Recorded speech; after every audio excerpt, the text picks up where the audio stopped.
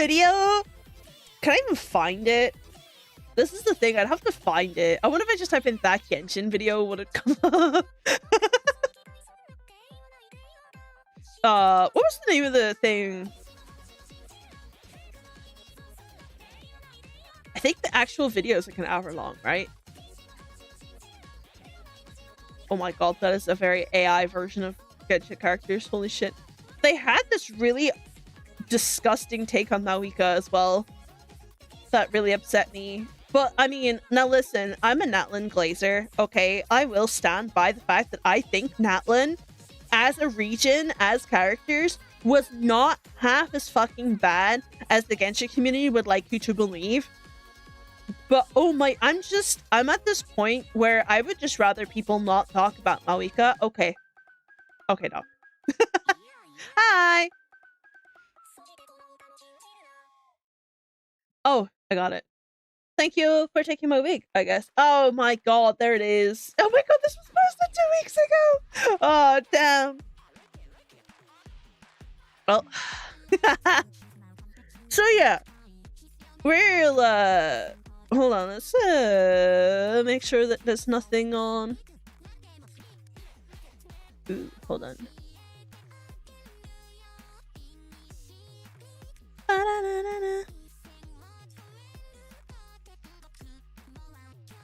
I have a lot of model stuff open. Hold on. Okay, here we go. Video and haven't played. Right. So, free reaction content? Free reaction content. Right.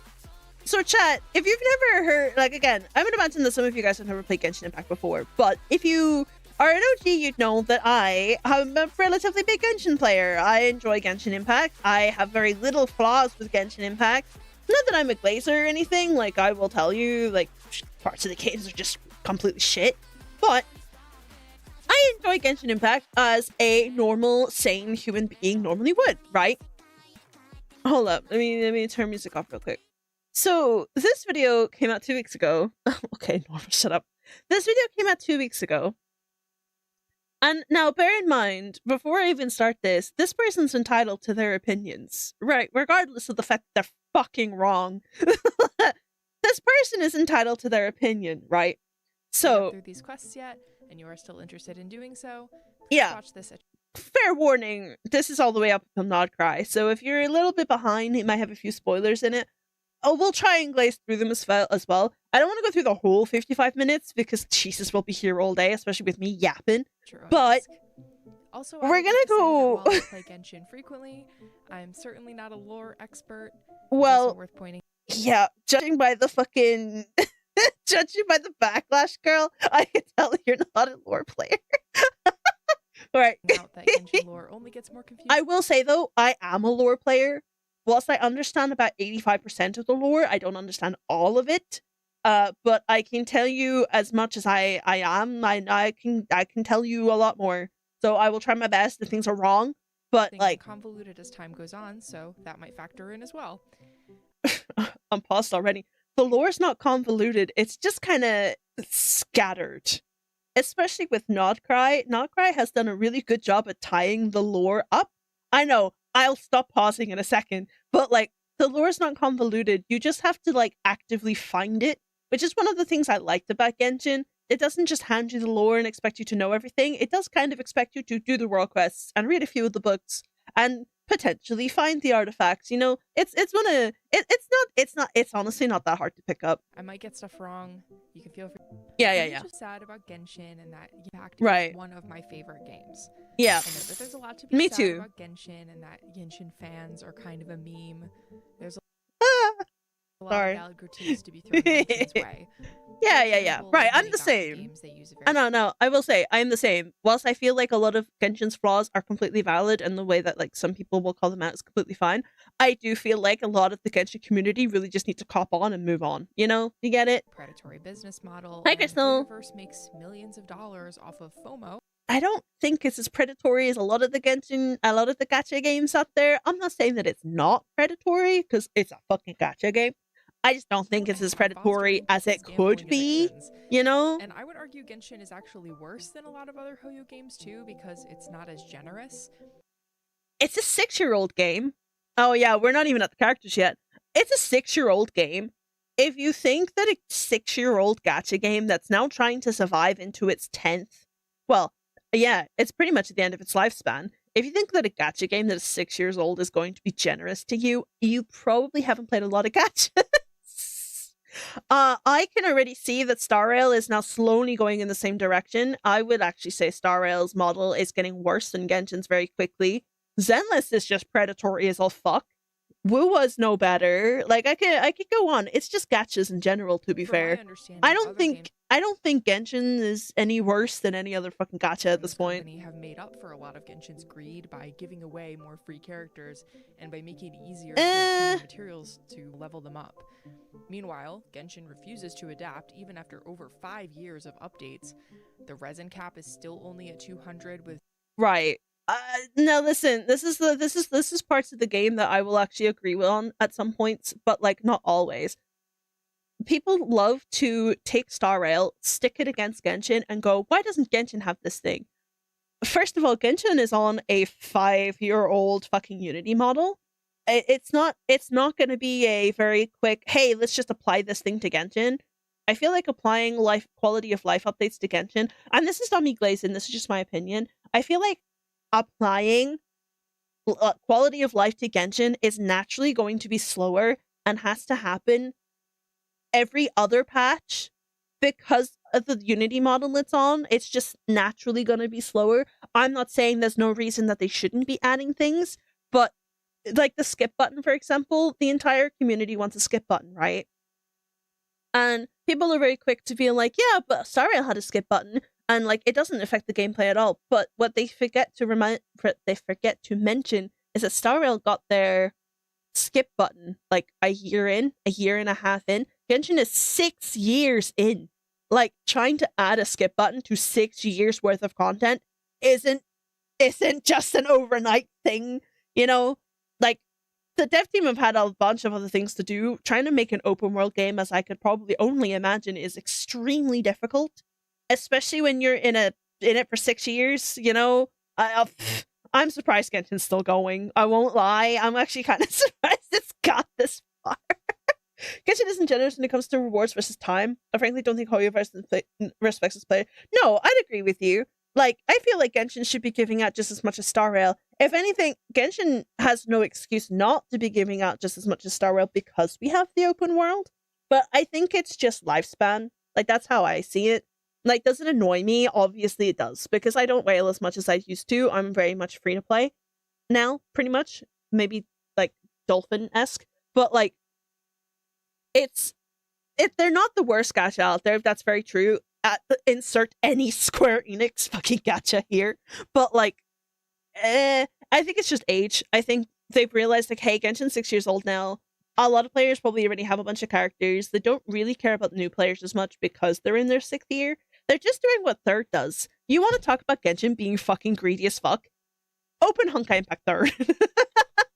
Like, grind in Honkai Impact Third for an hour, I dare you. No resin overflow system, and the weapon. The resin overflow system I'll give. There's no reason for us not to have that at this point. Each week, which is an outdated system that serves absolutely no purpose. Okay, this is my personal opinion. I like the fact that the domains are closed day by day.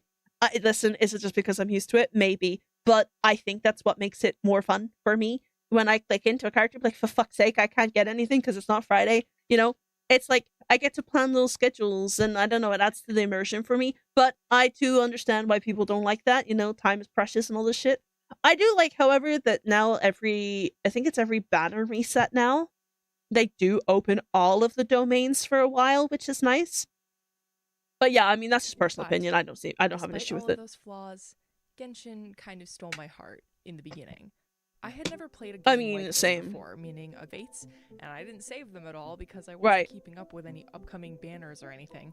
I would spend my Primo Gems equally on both Intertwined and Acquaint Fates because that seemed like the financially... Girl, you spent your Primo Gems on standard banner pulls. I'm starting to understand why your opinions are a bit invalid. I shudder to think about it even now. Yeah. But when I first started back in October of 2020, I only do that when I'm super close to pity. And I mean like 72, 73. Genshin was pretty magical early on. Not only was it special. See, Genshin still is. Like, when you don't have someone bitching in your ear that Genshin is awful and pointing out all the fucking flaws, Genshin's still really fucking fun and really fucking pretty. Like, I'm genuinely surprised that Genshin has got this far. Like, okay, not every region has hit everybody, but like, it was never going to. That comes down to personal opinion. But I think just in general, Genshin's still like the lore and the overworld and everything is just like, it's still really pretty and still really fun. You didn't have to worry about power creep. You could pretty much build power creep is such an overspoken fucking issue. Bro, power creep in Genshin is not as bad as everyone makes it out to be. It has only got really, really bad. Power creep has only got really, really bad in Nodcry. I will not listen to a single fucking person that tells me that the power creep started in Natlan. It didn't. Okay? It didn't. You're lying to yourselves because you were giving Kachina to get around it. You were giving fucking Eon San to get around it. Like, the power creep is not the problem, right? Natlan was not the start of that. It very much started in Nodcry. I do agree that locking Lunar to 5 stars in Nodcry was a mistake. I can see why they've done it, but I don't necessarily agree with it. Like, I personally would really prefer if Yehoda maybe had it. Like, I don't see why 4 stars from Nodcry couldn't also, even if it triggered like a slightly weaker form. Like, obviously their numbers aren't going to be as high because they're 4 stars, right? So like, even if they were able to trigger Lunar at like half the power of a 5 star, at least then it would be able to trigger it. Because a lot of these teams, they just need someone to trigger it most of the time. And it would have opened up the very vast, large pool of characters that a lot of us have at this point. So, like, that's my only gripe, really, with the power creep. But honestly, I'm at the end of Nodcry now. Like, I'm packed up, I'm prepared, I'm fucking up the Snezhnaya. And I think it's fine now. It's very painful at the beginning. It's very, very painful at the beginning of regions, and it does seem like Snezhnaya is not going to be much better at Sandrone. Nations. The music was and still is so gorgeous. I will never ever trust anybody. I'll never trust anybody that tells me the Hoyo mix is bad. Sorry. Genshin, Star Rail, Zenless, don't care. If you turn around to me and you tell me that you think that Hoyo mix is mid, I just know that your opinion is it's just factually incorrect. Were little puzzles to solve and stories to tell. No, that's not what they said. By a beautiful landscape. But like, there are people out there that will try to tell you that Genshin's music is bad, and I'm like, are you lying to me? Pookie mentioned my Pookie. And then there were events like the first Lantern Rite. And I remember crying at the first Lantern Rite. I think there have been some really good Lantern Rites in recent years. The one featuring Gaming. But unpopular opinion, there hasn't been a single bad fucking Lantern Rite. So I don't understand why people are telling me that Shabai's was bad. Like, I don't think I don't think a bad Lantern Rite exists. Sheer innocent joy that came with these events early on will ever be matched. So I just don't think it exists. Plus, sorry, man. Has kind of forgotten about Windbloom, but like the cutscenes were so beautiful. Getting to see what all of these characters. I don't really know why people thought Windbloom was going to be like the Lantern Rite anyway. That cutscene of all the characters walking like, around. It was never mentioned that it was going to be a yearly occurrence. For it, just like everybody else. Like. Following this, we had just because it happens every year in Mondstadt doesn't mean we get an event every year. Hello, at Iridori Festival? When was the last time we had an event in fucking Inazuma, man? Again, all beautiful nations with so much potential for what was there was the one in Sumeru too, I can't remember the name of it. Every nook and cranny. There's so much lore to be found that you might never see it all unless you peruse the Genshin wiki. One of my favorite the records play the game you can find are about Ildodore, and they're scattered throughout Sumeru. Yes. Discovering how immensely evil he was made me so excited to see what they would do with a villain like that in this story. And they killed him off, like they should have. But even if the story occasionally got dull, I will hold my opinions on Totore until we get there. With it too. I know I could always count on seeing a character I liked. I'll wait. When Inazuma was boring me to death in the middle, or when it was busy underdeveloping Raiden A, I could at least maybe see Right. And this is where my lore nerd kicks in. Because, now listen, I also agree that Inazuma is the weakest part of the Archon quest. What do you mean, underdevelopment of Raiden? Huh?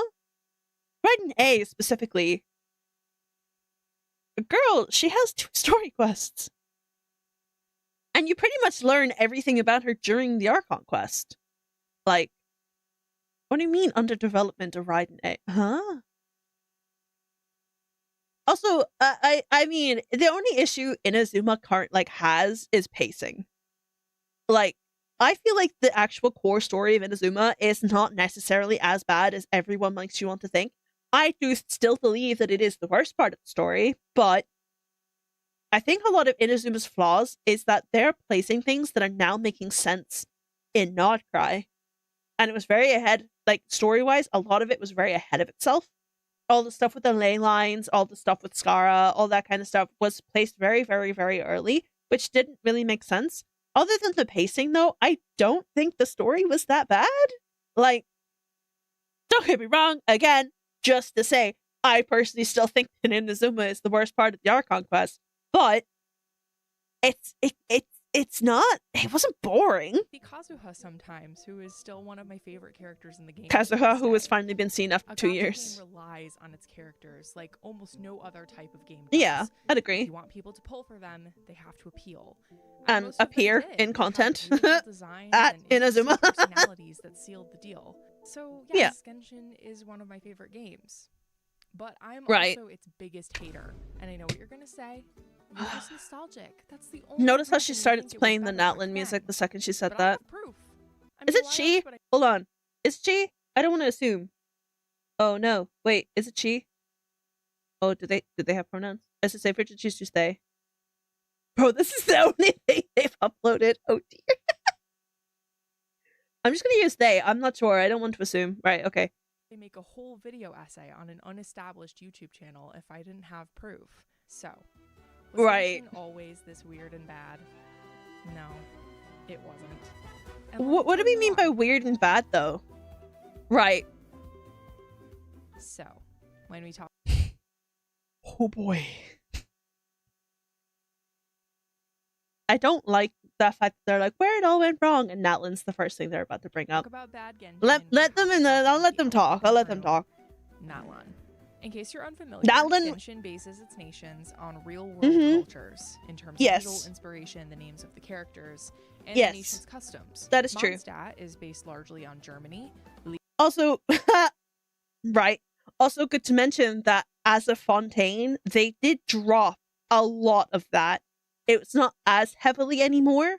They did mention during Natlan's development that they took a lot, but also didn't at the same time. So, good to keep in mind. This is not wrong. This is correct. However, Fontaine is missing 2 countries. Fontaine, whilst inherently French, is also based on Italian and, well, mostly Italian and British cultures, which is funny because you put British and culture in the same sentence and people will start ranting, but if you believe it if you want, or believe it if you don't want, but like there are parts of the UK in Fontaine. China, you just have to go find them. Japan, and so on. Natlan, similarly to Sumeru. So Natlan was based on what I believe was South America. Mesoamerican societies, Polynesian cultures, and the cultures of African peoples. It's hard to pin down what they were thinking when they picked out all of these places, each so different to represent just one nation in the game. The tribes, I would imagine, was the reason they did that. Bad representation. But I will say I do find it odd that the regions based on parts of the world where historically many black and brown people have lived are a mishmash of many different cultures, and that the characters are whitewashed versions of these. Now, chat can correct me if I'm wrong, but that's because a lot of these cultures do tend to come from one another, if I'm not mistaken. Like, you look at the list that they put up, right? And, right, you've got Germany. I do believe the Mondstadt also has quite a lot of Italian in it, but like, it's because up until, well, Sumeru, they were all based on one country, but even like going into Snezhnaya now that we know, Snezhnaya is based off all of the Slavic regions and parts of China, if I'm not wrong. So, I mean, okay, sure. And not like too far. The whitewashed versions of these people. It just gives me pause. Right. Well, that's the only thing I'm going to give you. Right. That this is the one big thing that people kept talking about during Natlan that just annoys me. Well, not annoyed me, but like, I mean, because the points were valid, but it felt like, and it still feels like, the only time that people ever tried to diss Natlan is when it comes to like the skin tones of characters. When, I mean, I was hoping for it, like everyone else, but was Sumeru not really gonna be the show? Did Sumeru not really let us know that this was what was gonna happen? Plus, Chinese company, question mark? I'm not saying it's a good thing that it happened. I would have also preferred that a lot of these characters were slightly darker. I personally love like Sino, Xinyan, you know? But like, I'm tired of this rhetoric, Grandpa. For many other reasons too, Natlan was understandably poorly received by fans, at least in the United States. That is because people went into Natlan with nothing but hate. That is because people looked at the trailer for Natlan and instead of going, okay, we don't like this thing, but we're going to give the region a chance, they straight up went into Natlan thinking, hey, we fucking hate this region and we're going to find every single tiny thing they've done wrong about this region. I'm not really sure how other parts of the world reacted to it. It's easy to see why though, because it's the same reasons that I didn't like Natlan. The landscapes are fine, but aesthetically, a lot of Natlan doesn't mesh well with existing aesthetics of the game. And what does that mean? What does that mean though? Access to modern technology and concepts like motorcycles, flying. So I've seen this post on Twitter that I kind of agree with. I think it's really, really, really strange that people are very quick to turn around and say that the themes of Natlan don't work and that they're so technologically advanced doesn't make sense. That Maoika's bike doesn't make sense. Cheska's gun doesn't make sense. Jalonen's DJ board doesn't make sense. But why are you going into a region that is inherently based on like the southern parts of America and parts of Africa, wanting them to be behind the rest of the nations?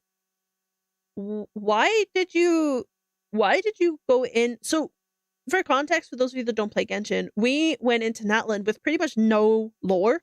Natlan did not have a lot of built up lore, and that's because the nation has been at war with the Abyss, right? So not a lot of people were leaving Natlan, and not a lot of people, obviously, there was like next to no NPCs at all. No books, no nothing that really told us about Natlan, because as we now know, people were being protected by the Night Kingdom. And because of the Night Kingdom, they were not allowed to leave Natlan. It was just straight up. Well, they were allowed to leave, but they wouldn't have the protections from the Night Kingdom to leave, so a lot of them just chose not to, which is why we didn't have a lot of lore, right?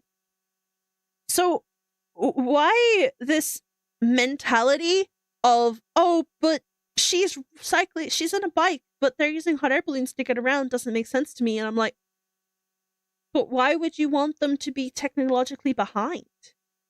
Like, and I think, but that's one thing I think I liked the most about Natlan, because it was so different. Like, I kind of really liked the fact that it didn't match anything we had seen up to that point, because it really blended in nicely with the fact that we had nothing on Natlan going in, and now we're doing all of the stuff with the dragons and everything, and all the like ancient tech and all, and it actually makes a lot of sense why they're so technologically advanced, because they've all been borrowing the fucking the dragon tech for a lot of it. Plus, there's all the lore around the phlogiston as well that makes a lot of sense as to why they're so ahead. Guns, rollerblades, and DJ sets. But I think it's just their vibe. At the idea of having more modern tech. I think it's just their vibe. The problems lie more in the execution. Like, I wouldn't turn around to you and say that Natlan's more technologically advanced than Fontaine, right? Because they're not, and that's for sure. I would say Natlan's more technologically advanced than Liyue, which is very apparent with the way that Liyue still does things. I think it just comes down to their general themes. First, Natlan made a point to set up an aesthetic style for Natlanese technology. Like that's not Natlanese, though. Sacred Mountain area. But then they only used it in that area. If Maoika's motorcycle... it's because the stuff that they were showing in that... the stuff they were showing there wasn't Natlanese. Technically, it's in Natlan. You could argue that they are from Natlan, but they're not Natlanese.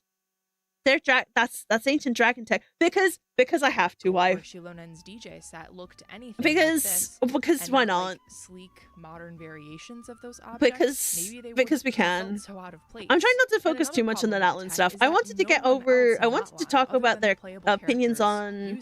Oh, could you move me then, please? People rollerblading or driving vehicles. They probably wouldn't feel so out of place if other people in the 6 tribes had access to this stuff. There is perhaps no location in Natlan that. There's a reason why it's the reason why the playable characters were the only ones that had the access to it. It's called doing the Archon quest. They all have ancient names, which the ancient names allowed them to have more access to the phlogiston powers and the Night Kingdom powers than most people, which is why Xilonen literally kills herself every time she makes an ancient name, which is the only. It's okay. Which is the only reason.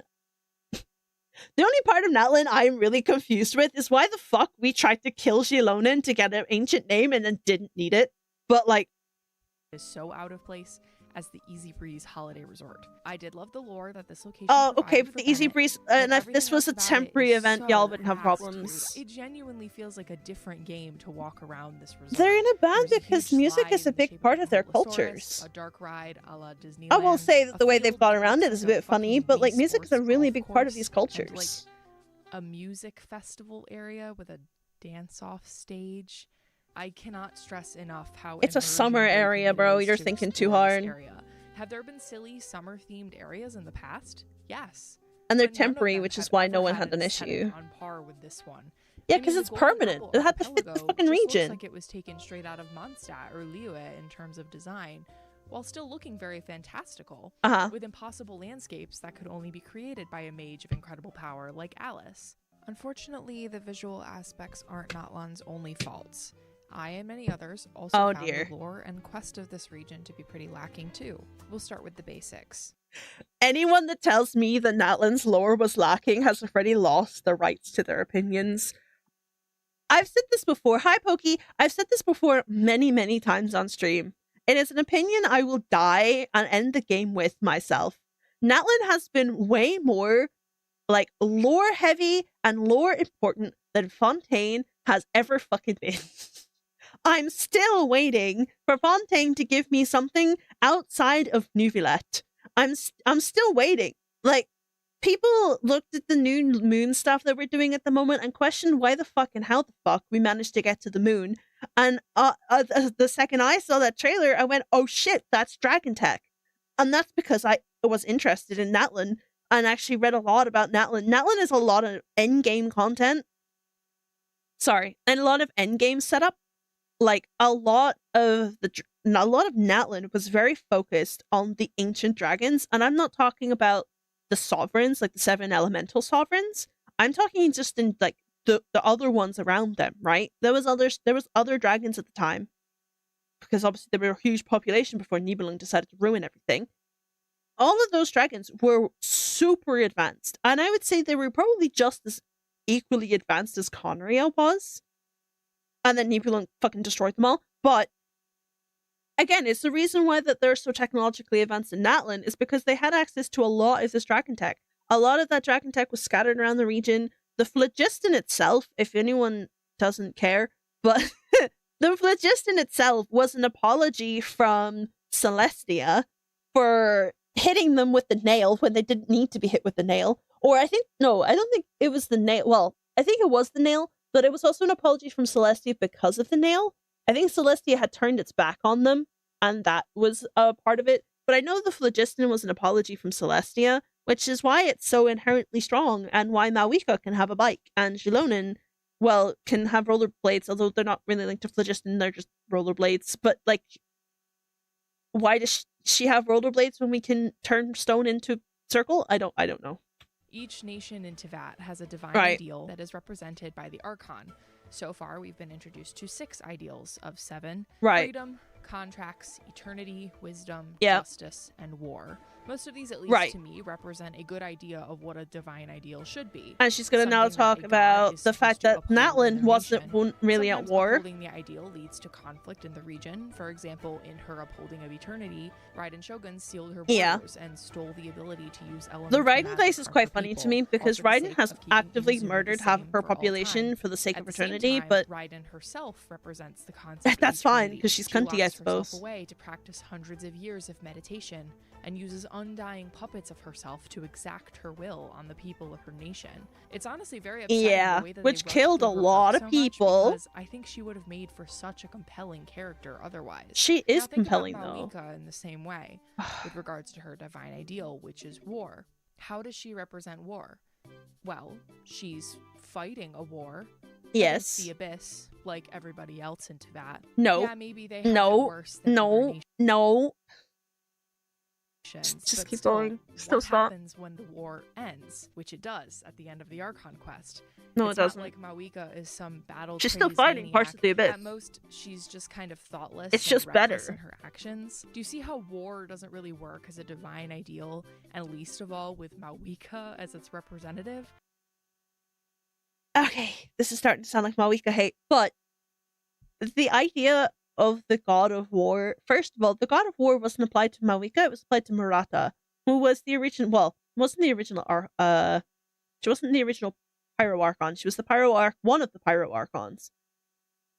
Actually, scratch that, that's completely wrong. The ideal of war was linked to Xbalanque, who was the original Pyro Archon, who went to war with the dragons and decided to lose, hence having to fight him as a child. But so the ideal of war doesn't apply to Mawika because of the way they hand down the gnostices and the way that they attach the way that they pick the next Pyro Archon. So the way that they pick the next Pyro Archon, sorry, my nose is all stuffy.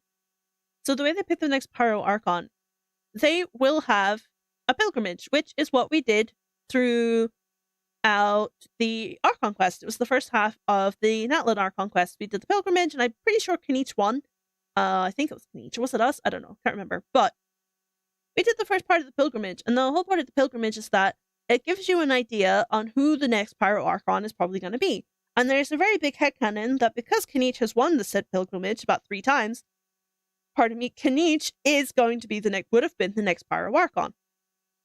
Until we gave the gnosis away. But so Mawika isn't necessarily this whole thing about a war around Mawika doesn't necessarily work for her because she's not originally the god of war. She is one of them that took over that flame to continue. But the one thing that they constantly forget about we'll just keep going. We'll keep going. But the whole thing about Mawika being the god of war is wrong. It's supposed to be linked to Xbalanque. A lot of these eternity, like a lot of the ideals that they're talking about, they do tend to come from the original Archons, which they do go into, they do go into and explain to you per region how it's the original Archon. It's why Venti and Zhongli make so much sense and they're very tied to their ideal. It's because they are the original Archons. When you go through Fontaine, Fontaine's whole thing is justice, and what was the pinnacle of justice in the end? It was fucking Focalors. Who was the one dishing out judgment in the end? It was Focalor, who was not the original one, but one of the original Hydro Archons. Anyway. And yet, there's absolutely no conflict between them. It really because they're not fighting each other. I don't understand where the tribes are fighting each other fucking came from. They were never fighting each other. They didn't necessarily like each other because they had their own way of dealing with the Abyss and their own ways of dealing with stuff. Again, explained during the Archon quest that was what was going on, but they weren't at war with each other. The entire nation was one really bad illness of Mawika away from being swallowed by the Abyss. They didn't really have time to fight each other. It doesn't make any sense. This is why I personally always thought it would be cool if the Pyro Archon was a villain to her people. No one's gonna like my opinion. A villain? Mawika. This is why I personally always thought it would be cool if the Pyro Archon was a villain to her people. Okay, right. Well, I thought they had said that Mawika was a villain to her people. I'm gonna be like, we did not play the same Archon quest, huh? Hold up, what Archon quest did you play? Never mind. I just can't listen. Gonna say they want Mawika to be flawed, morally grey, and make her people fight, but no one in the community can handle. Yeah, exactly. No one can handle Raiden. That is true. Bro, they're not going to handle the Sarisa either. It's very funny. I can't wait to go through it. The community has shown that they can't handle animal women in the first. Yeah, right. And there's some gang war. No, so like they could if they wanted to, but as I said, they were one bad, and Mawika knew that. They were one bad move away from being swallowed by the abyss. It was that touch and go by the time the Traveler got there. Like there were parts of Natlan that were like, I think oh my god, Varessa's people were actually almost swallowed up by the time we got there. They were fighting the hardest from what I remember. Fan expectations? Yeah. Maybe she makes them fight each other gladiator style for her own entertainment. No. And then maybe we would have a better rebellion storyline than Inazuma with an Archon that's completely Why do we always want... I want a rebellion storyline for Stishnaya. The Spyro Archon is gonna get redeemed in some way if she's ever going to become playable. We will also the Spyro Archon section in more detail. Instead, in Mawika, we have an Archon who is a Mary Sue. Ironic. She's the fuck only off. Archon... Get fucked. No, seriously, shut the fuck up. And there goes your whole fucking opinion. I don't understand people that call her a Mary Sue. Tell me you didn't bother to actually pay attention to Mawika without telling me you didn't bother to pay attention to Mawika. Like, listen, you could not like Mawika. That's fine. You can't like every character and every Archon. That's completely fine. Stop calling her a Mary Sue when you clearly don't fucking know what that means. I'm so tired of it. Who is actually a human and would like she's not human. Flaws out of any of them. The thing is, she was, but she's not anymore. Is very flawed. She is extremely irresponsible and no, she's brash, not. Even when it will put the lives of her entire nation at stake. Her nation is at war with the Abyss, and she's like, well, best thing I can do for you guys now is go to sleep for 500 years and hope and pray that the heroes I need will appear to me when I need them.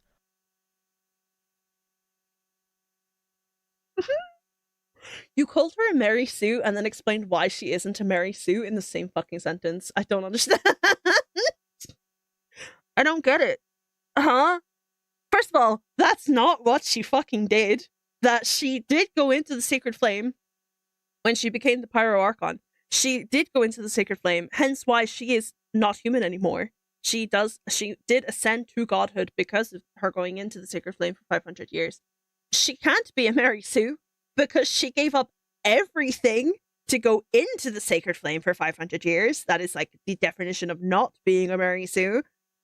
Like, she gave up everything. She gave up her sister, she gave up her family, she gave up the life that she knew. She gave up literally everything to go into the Sacred Flame for 500 years. And like, she wasn't sleeping. She was battling within the Sacred Flame for like the entire fucking time. There's a whole animation about explaining what she did in that 500 years. She didn't fall. She's not Venti. She didn't fall asleep, right? She didn't fall asleep in the hopes that, oh, by the time I wake up, everything will be fine. No, she fell asleep because she knew that she would be needed later on. She knew that if she went into the Sacred Flame at her point, she'd be able to come back. Well, she didn't actually know she'd be able to come back out, but she went in with the hopes that she would be able to come out at a time where she would be more useful, because she knew that her humanity would only eventually get her and everyone in Natlan killed. It's almost like she had a brain. Like, what? She wasn't asleep. Crazy of you. And yet the game tries to make me feel bad for her for doing this. Yeah, you should. Instead of pointing out how terrible and risky this plan is, just focuses on the fact that Mawika had to say goodbye to her family in order to put this plan into action. Calls her Mary Sue and then explains why she's not. Again, like, yeah. Dog, I do not care. We can tell. Doesn't focus at all on what's important here. It just makes her out to be the perfect Archon who's good at everything. But she's not. There hasn't been a single perfect Archon. The whole point of these Archon quests is that we restore the faiths into the Archons. Like, when we first meet Venti, I'm pretty sure Venti's not awake too long. And like we have to like help Venti figure out what's going on with Devalin, and when he's barely fucking awake. With Zhongli was just a dickhead. But like we've now come to terms that Zhongli was the one playing the chessboard this whole time. Like with Raiden, we actively had to like stop her from killing everybody.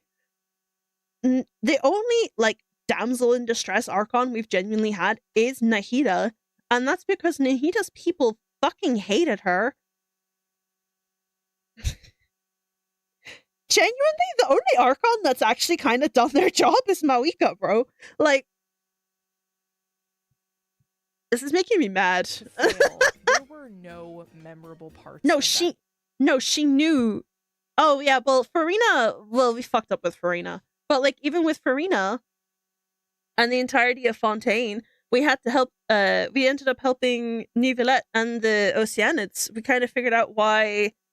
Well, we figured out why the Heavenly Principles have never hit them with a nail. You know? Well, okay, but Farina didn't need help. This is the thing. Farina was like the only exception in that whole fucking lineup. Farina was doing fine until we showed up. And if anything, Farina would have been completely better if we didn't show up. We kind of almost killed Fontaine. But yeah, we ruined her whole plan. But like... Quest for me, except for maybe the final battle. And it's not even like... The only Archon that did their job was Mawika. Okay. Well, the only other Archon that did their job was Mawika then. Farina did her job for 500 years. But, you know, some fucking incel will still tell you that Nivelette was more important. The characters here can make up for this nation's incredibly boring and stupid story. For me, all of them were so nothing. It boggles my mind that so many But they weren't. It just tells me that you can go into a region and not care. That's fine. If you didn't enjoy Natlan, that's your opinion, and that's fine. But turning around and saying that these characters were nothing is kind of really bad and wrong, and you're just incorrect. Like, we already could tell from the way that you were talking about Mawika that you didn't care. When they barely have interesting relationships with each other at all. I feel like that just tells me you didn't play the region, because I genuinely hard believe that the Natlan cast were just as connected to each other as the Sumeru cast. Everyone knew each other. Everyone got along with each other. Even though they were like friendly, combative with one another every year, they all got along. And like, it's just. I'm not. The Sumeru cast definitely have better connections with one another, right? Literally, the Sumeru cast definitely have better chemistry. I will say that much. The Sumeru cast definitely have better chemistry when it comes to the way they interact with one another and the way they show up in events and that kind of stuff. But Natlan has almost the same chemistry. I don't think Natlan's cast necessarily have bad chemistry. They were fighting a war. Standoffish. Kachina is insecure. Verisa, she eats a lot. Oh, fuck off. Yeah, I'm already... I'm already done with their opinion. That I haven't already touched on. Are we only on... We're only on Natlan? She's good at everything. She's not. Perfect Archon, and but she's not. Her reckless plan for saving her nation isn't questioned by anyone that matters or treated by the game as risky at all, even though it is. And in the end, she just defeats the Abyss with the power of friendship. Every fucking region has had the power of friendship.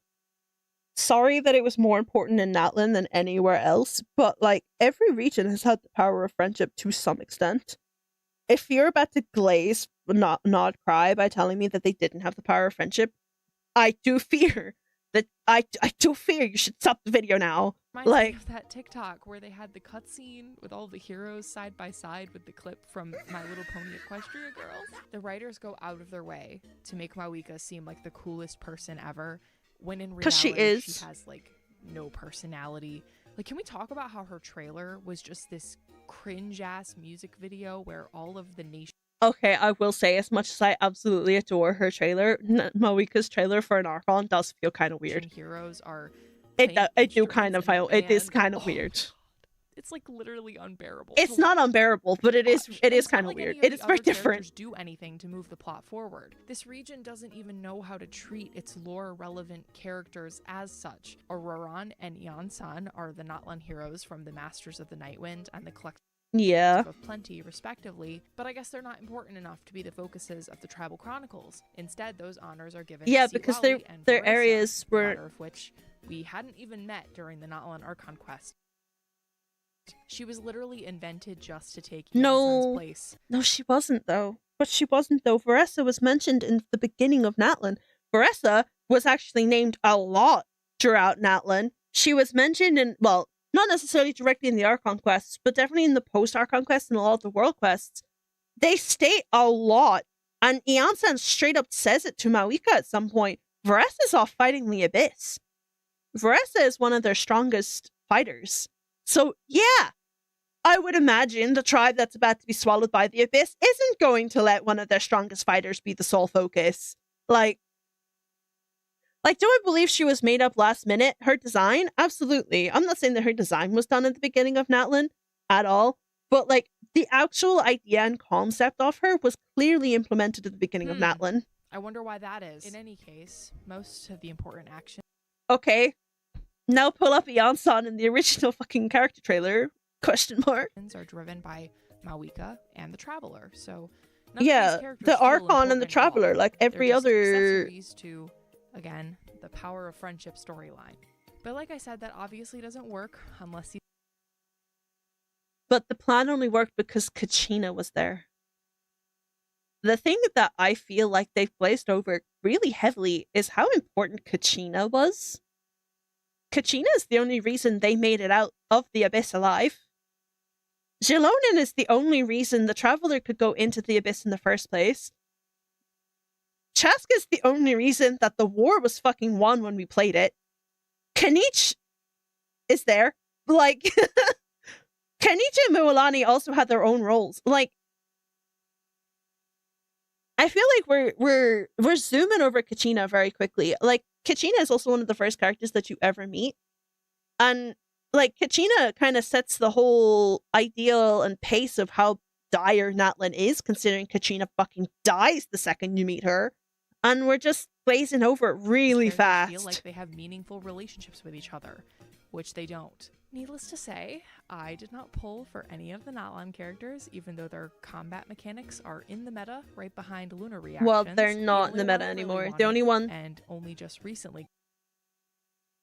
The only one that's still in the meta, well, the only two that are still in the meta would be Mawika and Citlali, and that is because, going into meta mode real quick, Mawika's multipliers are so fucking insane that she doesn't get to leave the meta. Like, they could release a new cryo support and Mawika would be back into the meta just as hard as Yabai right now. And Citlali is just the only other cryo support than maybe Effie worth pulling. But again, that's because her fucking multipliers are insane. Everyone else is, like, pretty fucking useless now. Like, you can't really play Kanich anymore unless you have his premium team. Mualani fell off a ditch. Xilonen was only ever useful in a Mawika team. Like, got on Ineffa's... Even Verissa was fucking power cracked, and Verissa is one of the strongest electro characters you can pull in the game right now. Rerun was the 4-star character Aoife, and that's mostly because he's a gorgeous cowboy. On the topic of Natlan characters being in the meta, Natlan is also when the shill started getting really bad. Soon enough, the Abyss and... I said this already to you, chat. I'm not going to go over it again. I don't think Natlan was the beginning of the power creep. It very much was Notcry. I think they were testing it and they were like seeing how far much they could get away with, but even in Natlan you could ignore the mechanic completely and you would be fine as long as your characters were like built and kept up to date. Like, as long as you had that fucking scroll set on, you were grand. But like, the only reason it's so bad in Notcry is because of the 5 stars only being the ones that can trigger shit. Other endgame modes were tailor-made for Night Soul mechanics, with some bosses that are nearly impossible to beat without Natlan characters in the team. I can beat him with Wriothesley.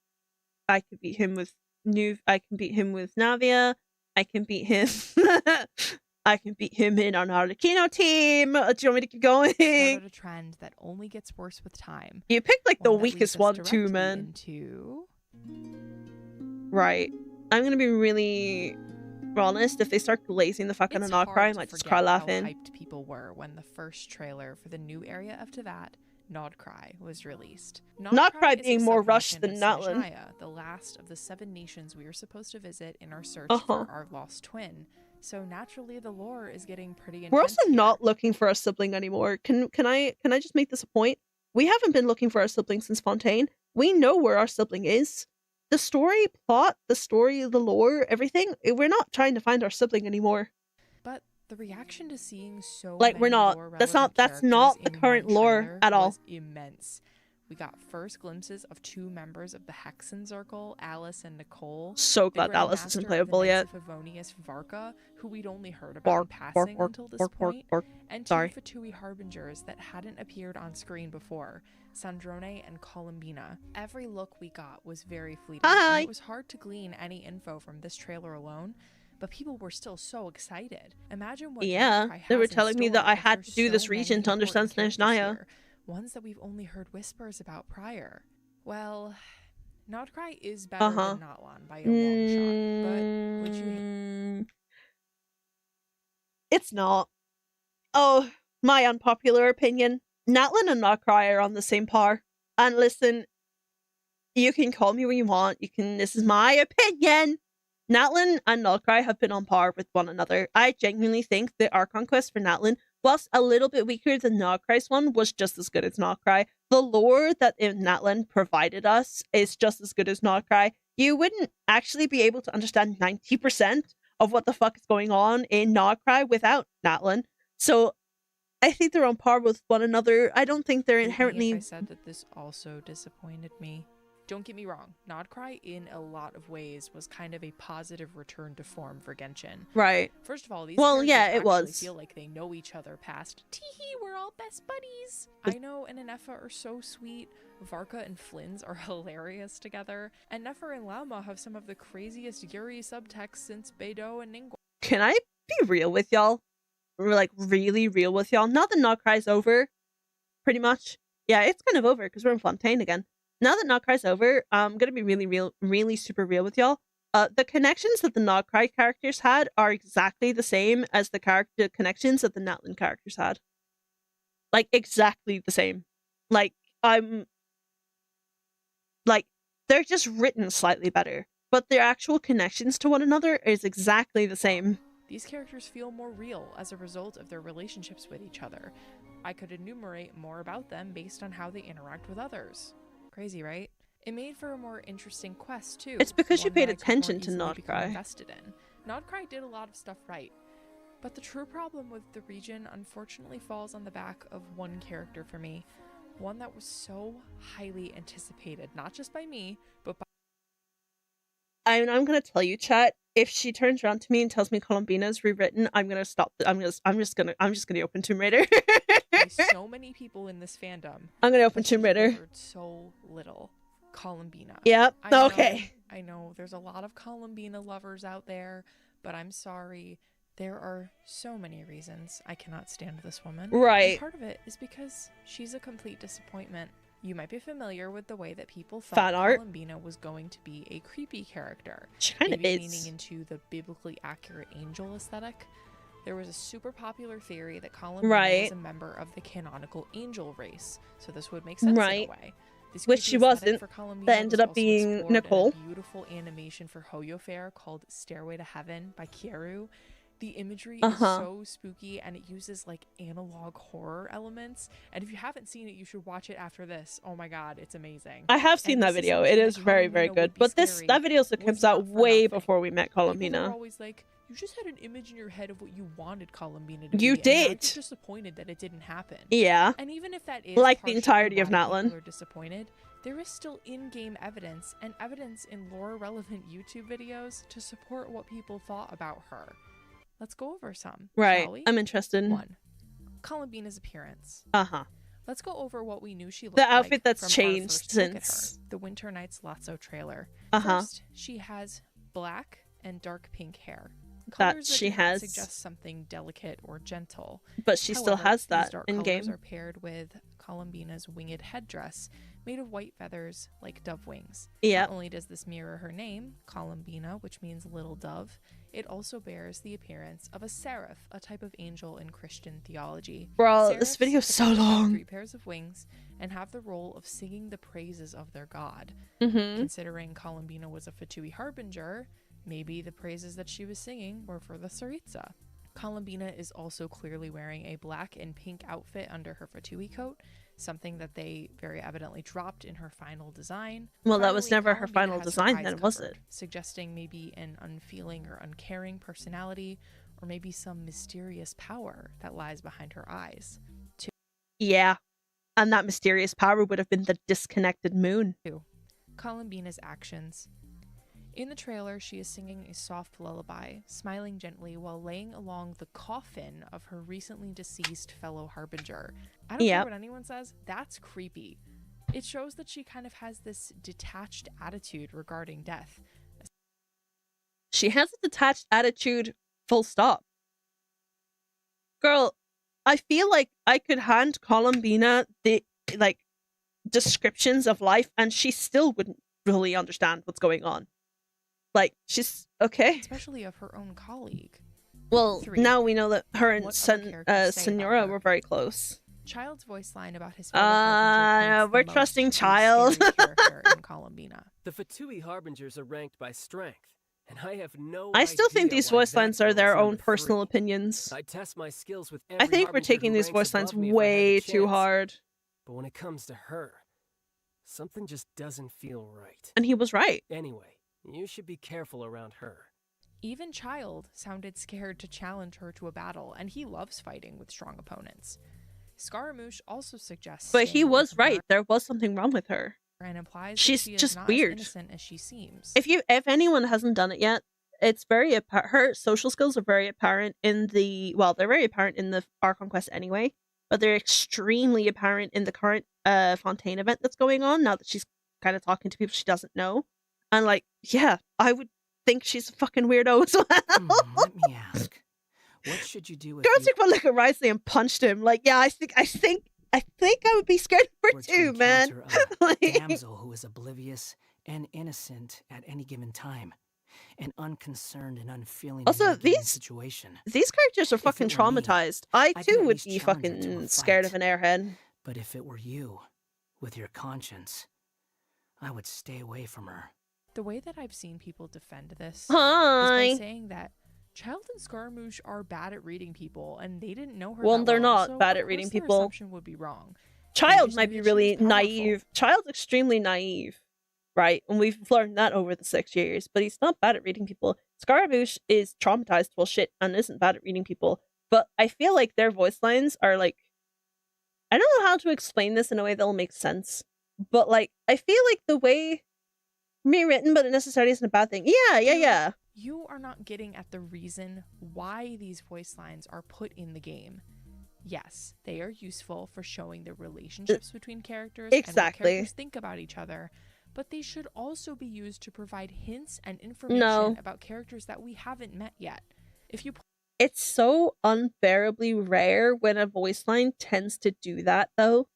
There are voice lines in the game from some characters that will be oh yeah, she's this like Anefa. The reason I was so not Anefa, Linnea.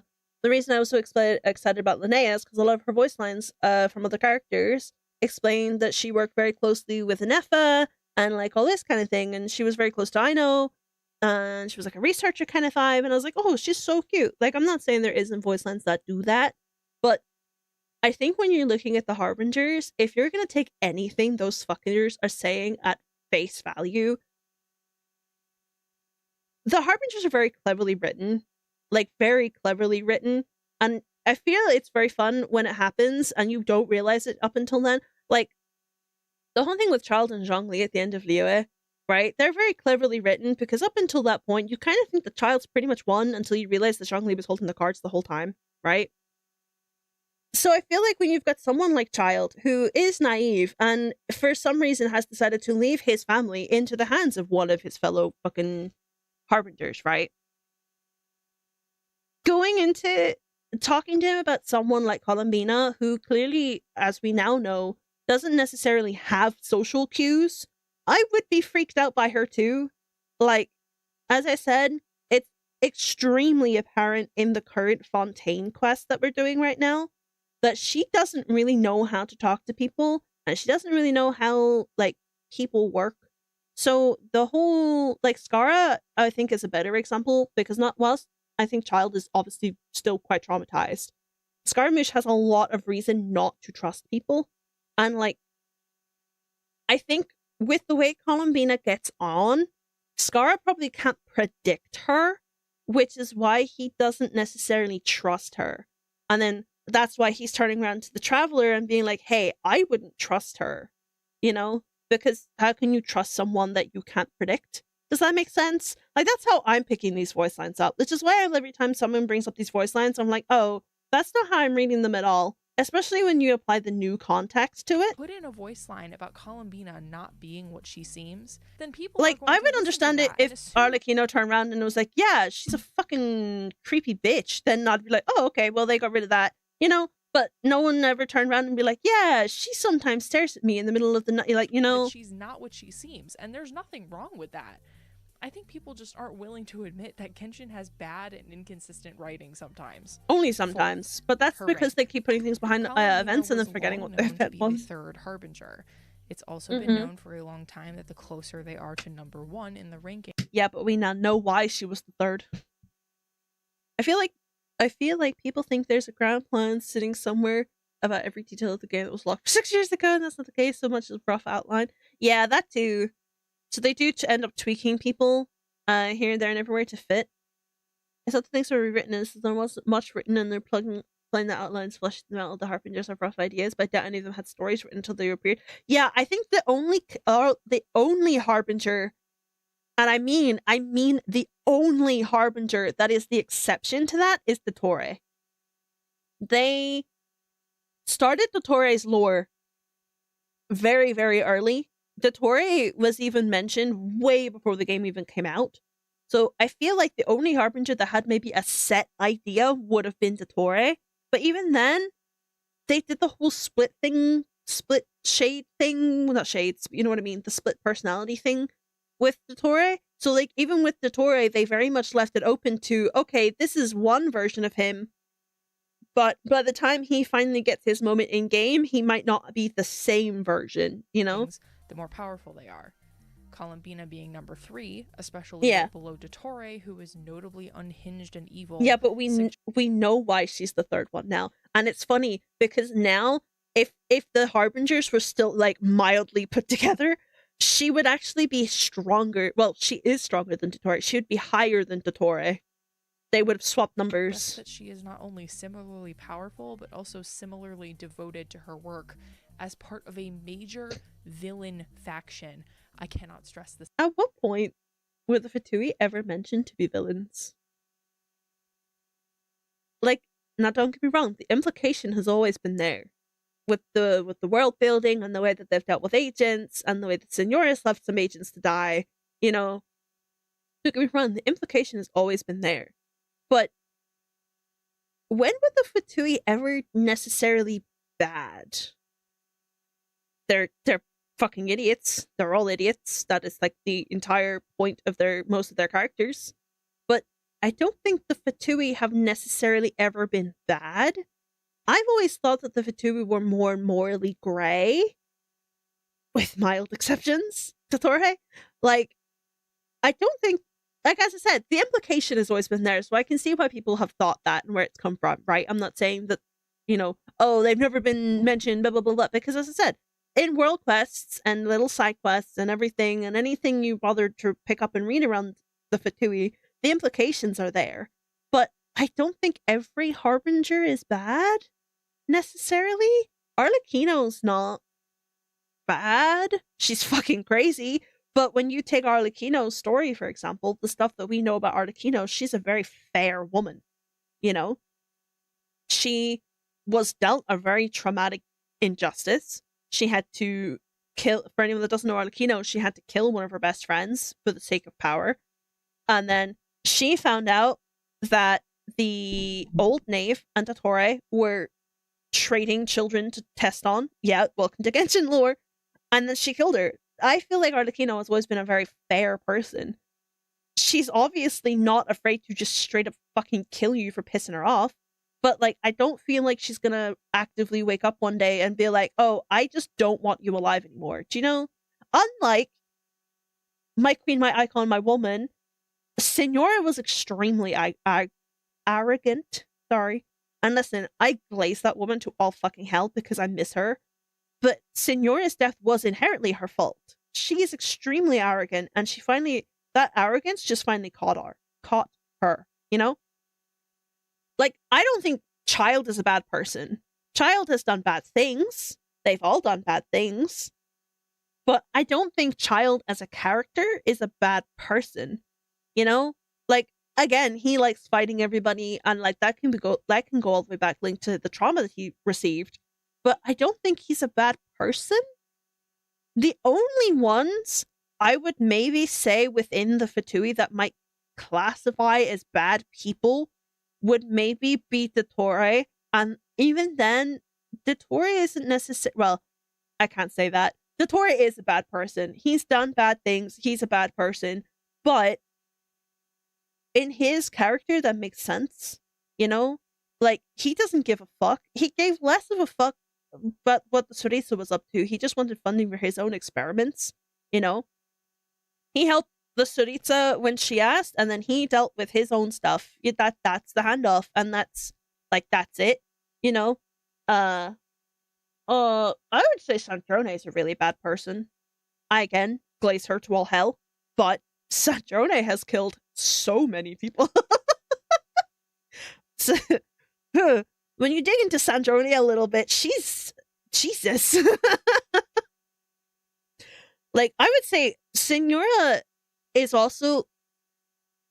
I say Signora's morally grey up until the point where she exploded, right? She was completely fine, normal person. And then I think the anger that she had, completely valid. The way that she dealt with that anger, not so much. You know? The arrogance that she carried, also not so much. Senora has killed a lot of her agents as well. So, like, not all of the Harbingers are bad people. They're not villains. I don't see them as villains. I think the Heavenly Principles are significantly worse. But I digress. Clearly, this is the stream now. I said Tomb Raider. This is going to be the stream now. Columbina. I'm tired of people pretending that it wasn't there, and I'm tired of people pretending that it wouldn't have worked tonally. There is literally a villain who does human experimentation. There was literally a genocide. I mean, at least they're pointing out stuff. But no.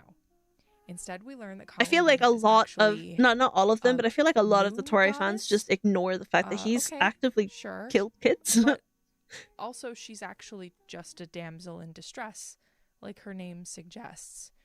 She's timid and soft-spoken and gentle, and she's shy at first, but eventually opens up to you, and you are the most special person in her life, even though you've known her for maybe 2 weeks. That is her bad social cues. I cannot stand how willfully obtuse people will be about Columbina, pretending not to see the fan service that is sitting right in front of them. She hides behind the Traveler when she doesn't know. Could I just say that me and Anefa shared a face for a second? She hides. See Anefa's face? That's me. That's me right now. Behind the Traveler when she doesn't know how to talk to people. Aww. Because the Traveler's nice to her. We're glazing over the fact. Also, a bit of a spoiler for Not Cry. This version of Columbina is like a baby. Like she's quite. She likes to eat snacks. Aww. You get to feed her. Like, she doesn't. She grows up alone. VA is moaning into the mic every 2 seconds. Aww, she's so like weak. She grows up alone. By herself and girl, you try being lonely for 400 years and see how you act around people. People like to pretend that it's somehow misogynistic to point this out. Again, purposefully ignoring that Hoyo is writing her this way. Girl, you can't talk about misogyny when I've just had to listen to your examples on fucking Mawika. Like, intentionally, guys. I kid you not, she literally turns invisible for a significant portion of the Archon quest. I promise you, that is not feminist. And it's not even like the goddess thing makes any sense. They even come up with some last-minute reason why she covers her eyes. There was a time when I refused to look upon the world. I believed it was full of nothing but lies and falsehoods. She's not I wrong. wished to hide my feelings, seal my heart, until I could return to my true home. Oh. I mean, I don't see the issue in any of this, but I don't know. What they originally planned to I do like with what her, they did with which it Colomina, wasn't, so... then she was a goddamn waste of a Harbinger slot. It is so clear. Nah, but she wasn't, though. Like, they did say at the beginning of this video that they don't look into the lore. She was third for a reason. Now, keeping in mind, the Fatui pulled down one of these moons. I have my own headcanon that the Tsuritsa was trying to regain some of the moon power. I don't necessarily know what she would use that for, but the Tsuritsa clearly figured out very quickly that Columbina had something related to the moon, right? Columbina, by the way, now more fucking powerful than Nuvilat, but, so my headcanon at the moment, because there's not much on it, my headcanon on it at the moment is that the Tsuritsa kind of knew that there was some kind of funny link to Columbina with the moon, because Columbina even tells you throughout the Archon quest that the Tsuritsa never gave her work to do. The Tsuritsa never bothered her, she never called upon her, she never got her to do anything. And we know full rightly that the Tsuritsa is very calculated. I don't think she would have given an airhead, I'm gonna call Columbina that because that's low-key, but like, I don't think they would have given someone so airy as fucking Columbina the third slot without knowing something. You know? That she was never their original intention for the moon goddess. Her design suffers so bad as a result of Hoyo's ineptitude. I mean, look at these colors. They don't go together at all. I like it. Oh my God, she's so beautiful. No, she's not. Her design well, you're is just two wrong. different designs smashed together. In fact, these colors she's very only pretty. look okay I would together actually go as far as saying that Columbina is one of the prettiest Genshin characters we have right now. when they purposefully give the outfit more purple tones, which they could have just as easily done in the game she's model, really pretty. but they didn't. The purple tones go Even well with the pink in her hair. constellation is a mishmash of her Fatui aesthetic and her goddess aesthetic. We have both her the two traditional personalities, portrait shape that all the other gods in the game get, yep, and also her symbol of the crying. I will say, I feel like they panicked because they were clearly so with Not Cry. They clearly knew that the moon was going to be a very big part of Snezhnaya's lore, and as it should be. Up until that point, there was a lot of stuff hinting at the moon, and the Moon Sisters were hinted, and like there was a lot of lore building up around the moon and all the moon stuff. Even Scaramouche, the second you met him, tells you that the sky is fake.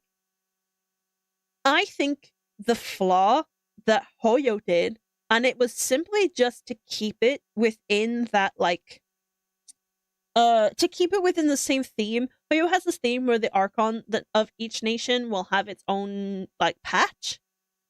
I think they made the mistake of making her the Archon of the region. Or at least trying to fit her into that mold. Because she's not the Archon, but they definitely treated her and like treated her marketing and everything like she was. I think if they had toned her down just a little bit, not too much, because she's the fucking moon goddess, like, Jesus Christ, she's very important to the story. But I think if they took her out of that Archon box, changed the way her marketing worked ever so slightly, it would have made a lot more sense for her actual story. Like, and then just drop the Fatui stuff completely. Like, she didn't need to remain linked to the Fatui. Like, she left. The Fatui was never really a big part of her anyway, other than the friends and connections she had. So, like, I feel like putting this Fatui symbol in here wasn't necessarily important. But that's just my opinion. I feel like if we treated her as a moon goddess and not an attempt at Archon, it might have felt better. This character, at least, was rewritten at some point, because there was no indication. I don't think she was just ever written. Any semblance of a plan. Like, keeping in mind, that Fatui trailer came out in what, 3.2? And the most 3.3? 3.0? All of this to me. Beginning of Superu, they definitely didn't have Columbina written in there, but that far back. Of the things that people thought about I'm surprised they kept the designs of the Harbingers. I was expecting some of the Harbingers to look different. Fans, as if we read into it too much or something. In her burst, she grows wings like an angel, and these wings bear resemblance to a Seelie court, both echoing the theory that she is an angel. Right. But she's not an angel. In her character trailer, she's performs a bird. ballet, which calls to mind for me the very popular fan design in which she was a ballerina, something that the ribbons I just on her noticed they hands probably and gave that feet to might Odette. suggest. Like, and it kills me. She's a bird. Is beautiful. She's a bird. But the visuals and the choreography are gorgeous. The symbolism She's of a bird. Dottore as the pianist. Is it bad that I never saw her as an angel? Is that bad? Did I miss a whole part? Like, I'm not talking about the fan shit, right? Because obviously when that fan stuff was going on, I saw that too, and I was like, yeah, that's sick. But I mean, like, in her new design, when they showed me the new version of her, is it bad that I never saw that? Is it bad that I only ever saw her as a fucking bird? Is it? Am I stupid? Did I miss something? Like, I only ever saw her as a bird. Like, even with the whole wings thing and, like, the feather, she's genuinely chasing a feather here. Does that not make her a bird? I'm confused. Controlling the dance by playing the music. Oh my god, I love it. This is difference of It would be opinion. even better if she was a But I only ever dancer saw her or as a bird. ballerina of some kind, because she isn't. Even though that would have made a lot of sense. Like, they even said it thematically themselves with that her singing. headpiece is Perhaps resemblant the of a strangest dove. example of Hoyoverse leaning into the theories about Columbina What? is that they have the singer Aurora wearing a dress Icon, with legend, eyes queen, on it mother, during the yes. Woken Moon concert, which suggests With feathers on her head. the biblically accurate angel thing. Maybe I'm reading too much into that. Girl, if you're gonna pull apart Aurora's outfit and try and fit into your narrative, I may say that you did potentially pick the wrong singer. This last one especially, but I cannot. Bro, take we're it. halfway through the It is video. so frustrating because they are so close. But no, We're only Genshin halfway is through the allergic video. to having playable characters who are morally gray or irredeemable. This leads to what I lovingly I'll refer agree with to that. as I don't like the way Genshin they keep villain redeeming problem. everybody. Other popular I have to gacha agree with games, that. like Cookie Run Kingdom, literally have morally reprehensible or canonically dead characters that are playable. Yeah, What Open is Stara. stopping Genshin from making their villains stay villains, but also become playable? Columbina is just an I would believe embodiment of a there's bigger something around problem in Genshin's Genshin. censorship They do not there. want to have any characters who have questionable morals become playable. Most of the time, this ends up going in two ways. I know wifey's probably already typing it. It's something to do, it's censorship. It's something to do with the fact that they deal with the main character. It's why Star Rail gets away with it more often, more frequently, because the characters aren't necessarily connected to the main character. But with Genshin, because they all interact with the main character in a specific way, they're not allowed to be morally gray, which is bullshit. I prefer them to be morally gray. Yeah, that's it. But I just know it's a censorship thing. The first is that the character is redeemed, and That's why we don't have a playable Lycus. Could you imagine if Star Rail players were allowed to have a playable Lycus? Had villains to play. Yeah, but you have more morally gray people in Star Rail. Like Ruin May, for example. I would say she's kind of morally gray. I'd also go as far as saying that Herta's kind of morally gray. But like you do have a lot more like you teeter closer to the morally gray line than Genshin does. becomes At least in the friends with playable Traveler before characters. becoming playable. This is what has happened to every playable Harbinger. Yeah, thus that's far. censorship. Tartaglia That's fights anything that moves, but he respects the Traveler, even Yeah. though they have different motives and values. He only ever wants a friendly spar with them. Scaramouche has no one Yeah, else well- who understands his past and is connected with the Traveler in that way. I do understand. So it's taking me a while to understand why they did with stuff with Scar the way they did it. I'm not saying that it's good, because I still think the way that they did Scar's backstory stuff wasn't great, but I do understand why now. Arlecchino is a ruthless woman who is grooming children to be a part of the Fatui, but Arlecchino is morally grey. I would say, no, just me. Just me. Also, she's not grooming kids. Just me. There's a difference between raising them in an orphan. Like, okay, yeah, she does eventually train them to join the Fatui. Most of them from the House of the Hearth end up joining the Fatui. But, like, I wouldn't say she's grooming them, dog. I don't think you understand what grooming means. Like, she has a whole story quest where she lets them pick. So, she just doesn't keep them within the House of the Hearth if they choose not to join the Fatui, you know? Like, I just don't think that's necessarily her plan, but I don't know. Listen, I don't remember too much, but like I would say Arlecchino is the closest to morally gray you're ever gonna get. I think Arlecchino, the the only reason Arlecchino is playable and allowed to be friends with us is not necessarily because she's not a bad person. It's because we haven't pissed her off to the point where she sees us as a threat. If anyone has ever done her story quest and tried to fight her, you'll know that her boss fight isn't us fighting Arlecchino because fuck you, you're Arlecchino. It's a friendly can you beat me? No, lol, leaves. I got bored, you know? It turns out that the House of the Heart I was know, it wasn't sinister under her rule. So that's okay too, I guess. It was way more sinister under the other knave's rule, though. The other knave was actively, if you were too weak, you either were just straight up killed or you were handed to the Torre for fucking tests. Bro, I'd say Arlecchino was nicer. This battle was never about fate. It's about friends, family, and the home you This is the most obnoxious thing I've ever experienced in my life. The second way it goes is that the character cannot be redeemed and is therefore killed off so that they won't become playable. This is what happened to Signora way back in Inazuma. Signora, who I genuinely think could have been fucking redeemed, but I guess they just needed something to happen in Inazuma. Recently, it happened to Dottore. This was honestly shocking. Yeah, we killed Dottore twice. How much of a fan favorite. Sorry, bro, but we had to kill the fucker twice. Dottore is. Let me be clear. Dottore is a horrible person, and he should not be redeemed.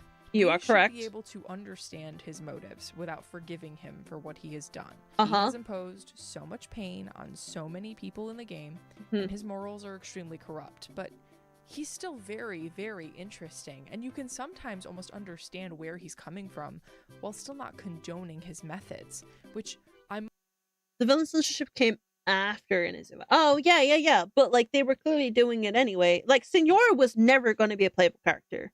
I don't think she was ever intended to be playable.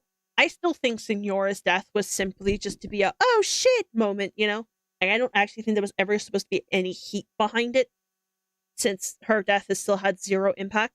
But, like, I think, however, the way they're talking about the Torre, hold on. Makes a well-written villain. People love this guy's character. Yes. And now, he can never become playable because as of right now, he's dead. Yes. Unpopular opinion. I'm sorry, Dottore mains.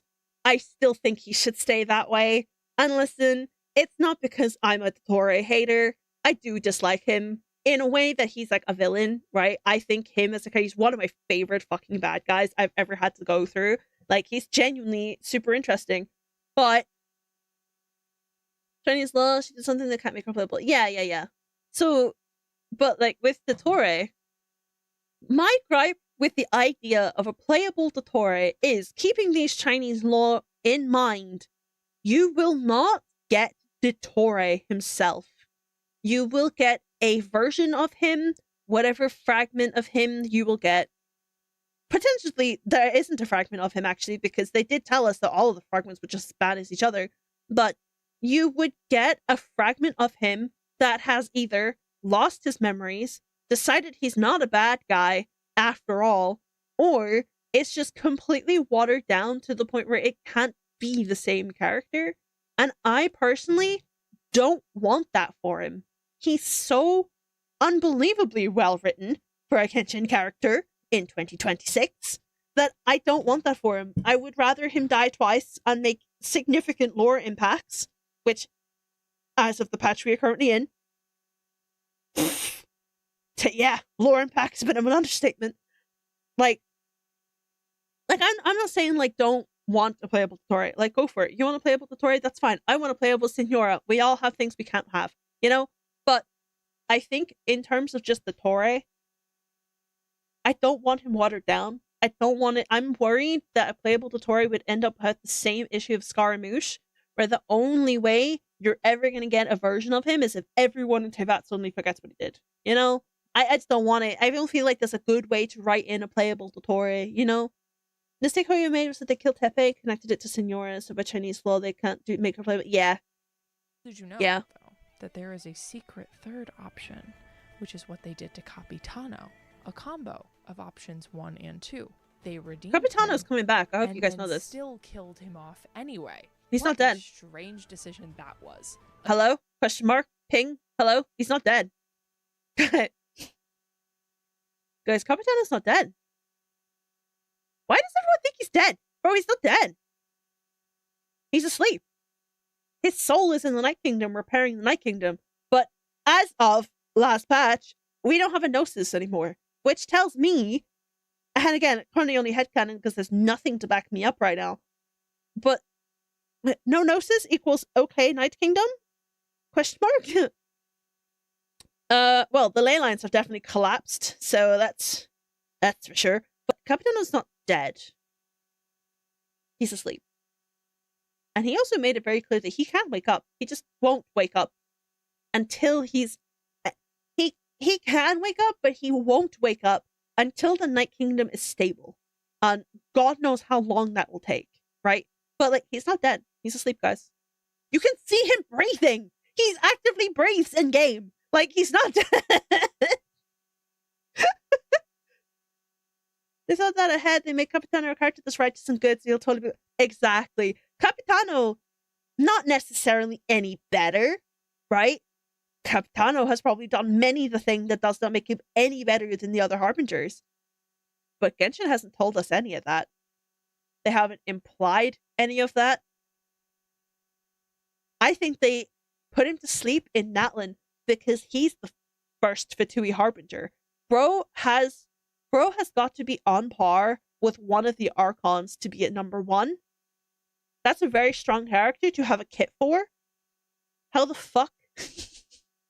It's like Alice. Alice has a vision, so we'll know she'll be playable eventually. But how do you make a character who, in lore, keeps parts of Teyvat running themselves solo? Little Miss protects the world barrier, and then make them a playable character that's not going to get power crept. You don't. You have to put them on a back burner. I agree. I think Capitano he's only due to come back. Again, for a character that was he's not dead. Highly anticipated. Call me copium all you fucking want, but he's not dead, bro. Backstory for him at the very end of the Natlan Archon quest, and then he fucking died right after that. Capitano was a very big part of the Natlan Archon quest, actually. Understand their own visual cues. It wasn't just at the end. Example he was the only person, right, as of right now. Hold on. Yep. He's the only person, as of right now, that has actively played the Heavenly Principles and won. Renova, specifically.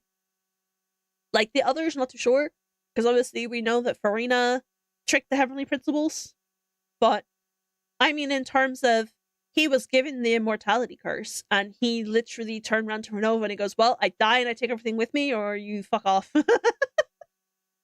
We'll never forget that moment in the Archon quest, by the way, where he fucking won against Renova. Wild. This to me is Escoffier. Huh? Maybe, again, this might be just me. Wait, what was this? But even is Escoff understand their own visual cues. A perfect example of this to me is... Wait, people that don't understand their visual cues? Right. Maybe. What's wrong with Escoffier's? Again, this might be just me, but even she gave me creepy vibes in the...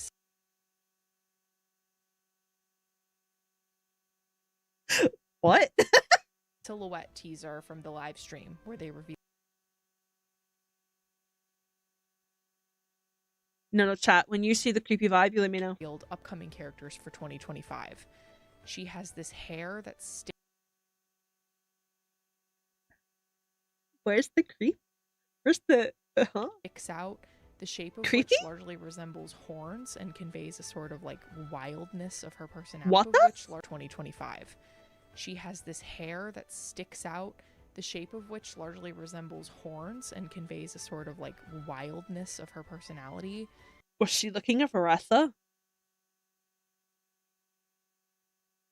She has a devil's pitchfork tail that's positioned up where we can clearly see it, and she's holding a sharp knife up. Like, she looked psycho to me. Now mention the hat. Now, I don't know. They just do fear like a cow licking a tail. So obviously a lot of you guys don't play Genshin. Any of y'all that don't play Genshin in chat, without knowing, Tell me what her vibe is. Give me an idea, right? You've probably just seen her, but in case you haven't been paying attention and you haven't just seen her, give me a wild shot in the dark as to what Escoffier's entire personality is based around. I'll wait. I got time. Ah! Psychopath. Ah! Ammonia, do you play Genshin perchance? Just to see, just to check. Do you play Genshin perchance? Do you actively participate in Genshin Impact? I'm a collector. No, right.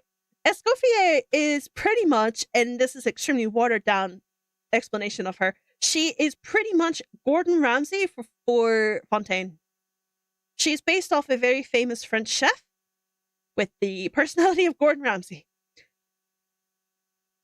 Now tell me, what part of that outfit, what part of her outfit, what part of this silhouette gave that away to you? Could it be the chef hat that she has?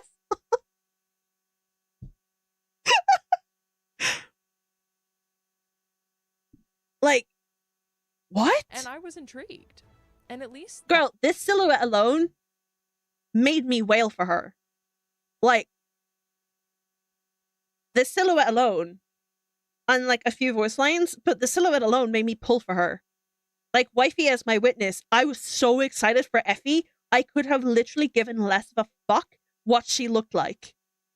I didn't wail on her. But no, not only is this design... Oh yeah, just for anyone that's never seen her in game, this is Escoffier, right? This is her in chat. I called her Effie because I don't French. So this is Effie in game. Ass, but it's also incredibly misleading. She's just kind of a tsundere who's very particular. What do you mean? Oh, okay, Gordon Ramsay's a tsundere now, guys. About her food.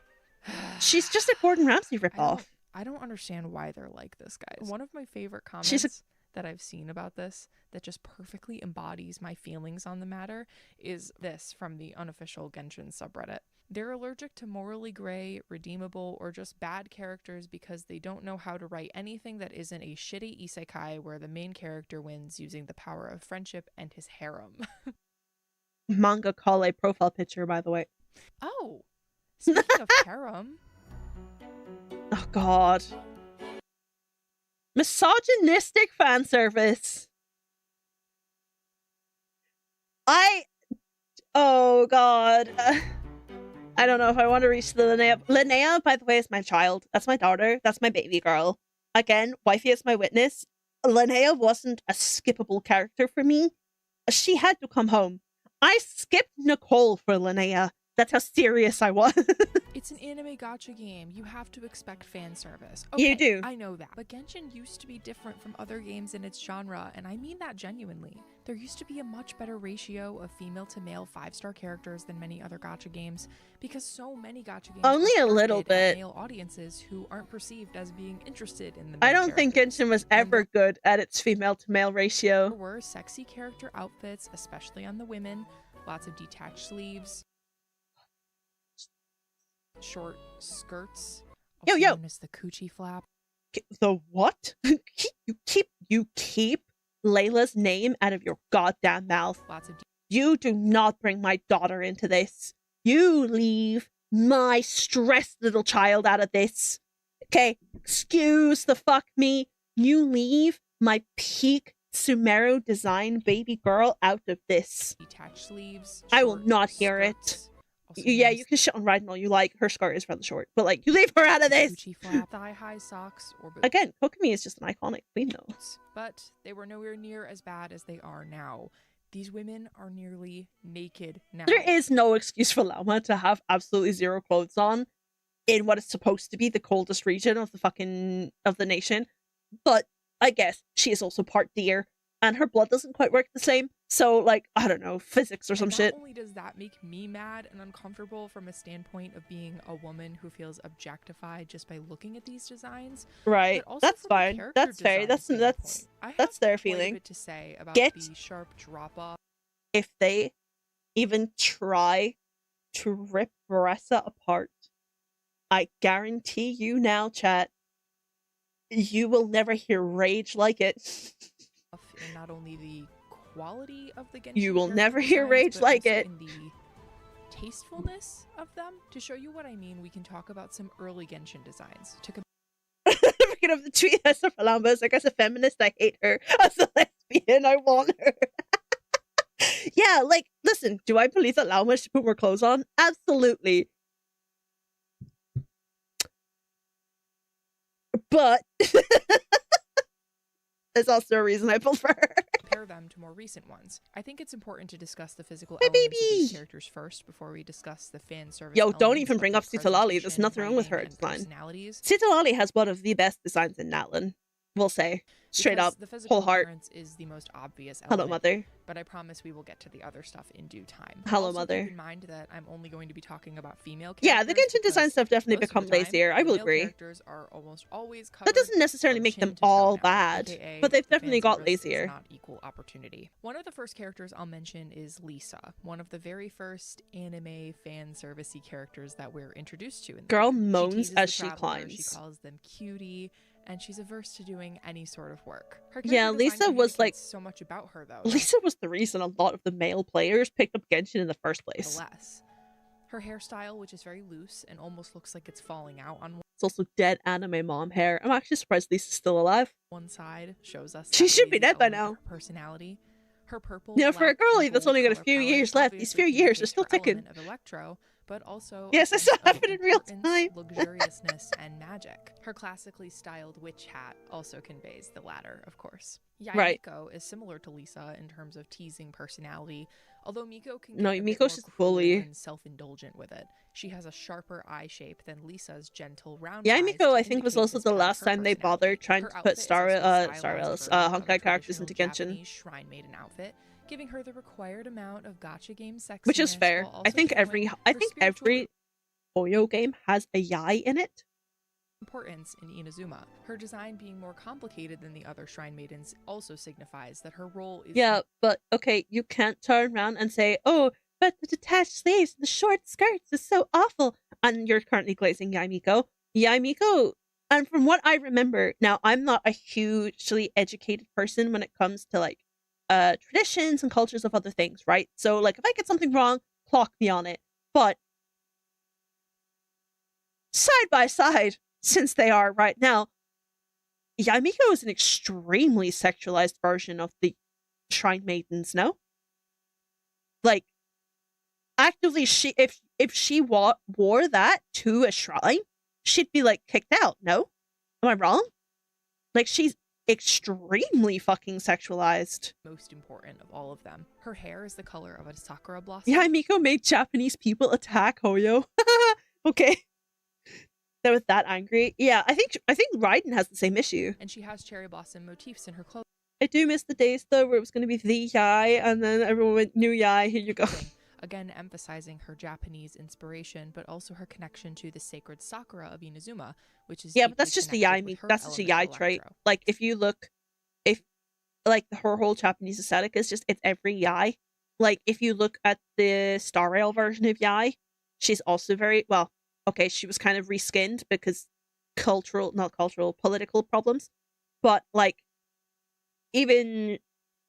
You can kind of still see it in her silhouette, though. But, like, even in the Star Rail version of Yai, she's also very Japanese. So, like, it's just the way the Yais were. Is one of my favorite Liyue character designs. Right, but she's also got detached sleeves and a short skirt. Because it combines traditional elements of Chinese clothing styles with Xinyan's rock aesthetic. So you immediately know by looking at her what she represents. Xinyan wears lots of dark colors. I would say that Xinyan's skirt is shorter than Columbina's. And fishnet features common. It was on the news in Japan. Oh, they did have to lengthen a Raiden's skirt. Yeah, I thought so. I remember Inazuma having a lot of design issues. Her hair even looks like it's glowing from the inside. Yeah, but she's so loved by Hoyo that she hasn't showed up in an event since 4.3. Culture. So while she mostly represents a counterculture in Liyue, 4.3? Unless she's in the current one, but it's definitely been a fucking long time. The last of the older character designs that I'm going to touch on is Navia's, probably my favorite Fontanian design personally. It is the prettiest one. Basically I'm a glazer version of a traditional French aristocratic gown, but a what? A sluttier version? Did she just call Navia a slut?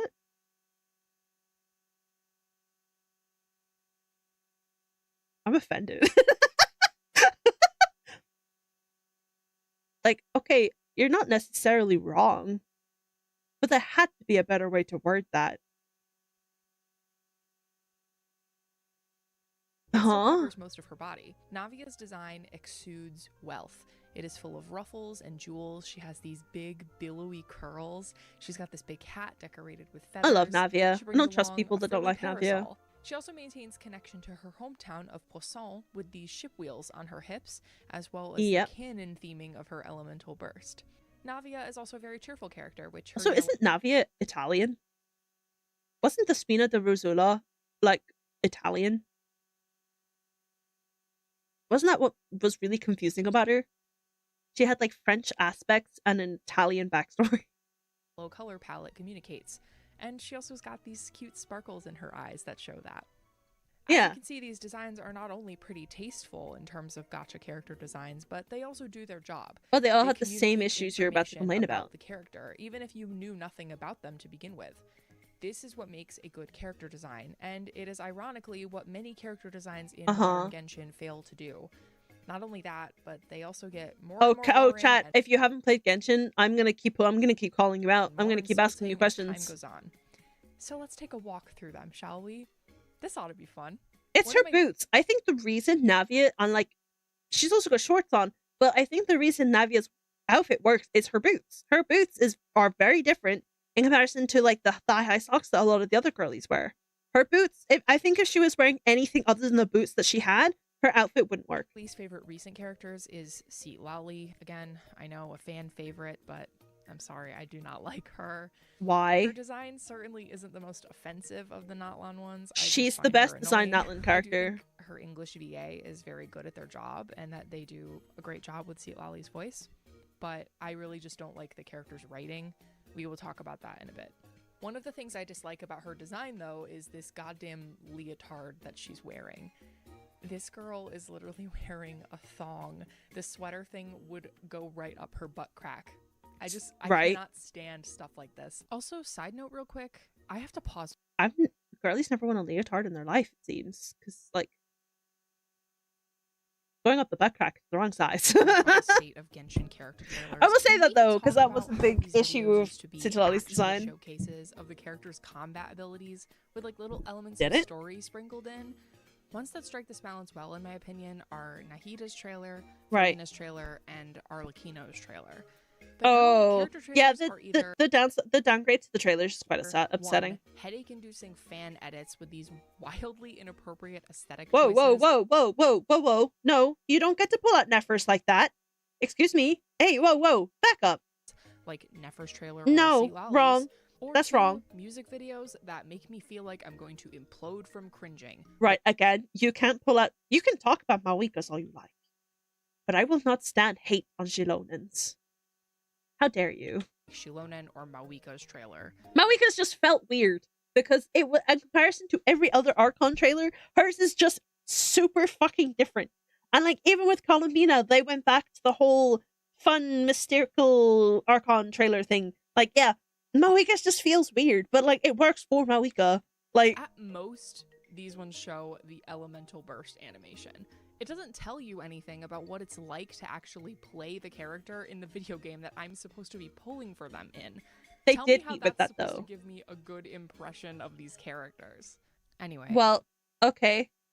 Going off, you want impressions of characters based off their trailers?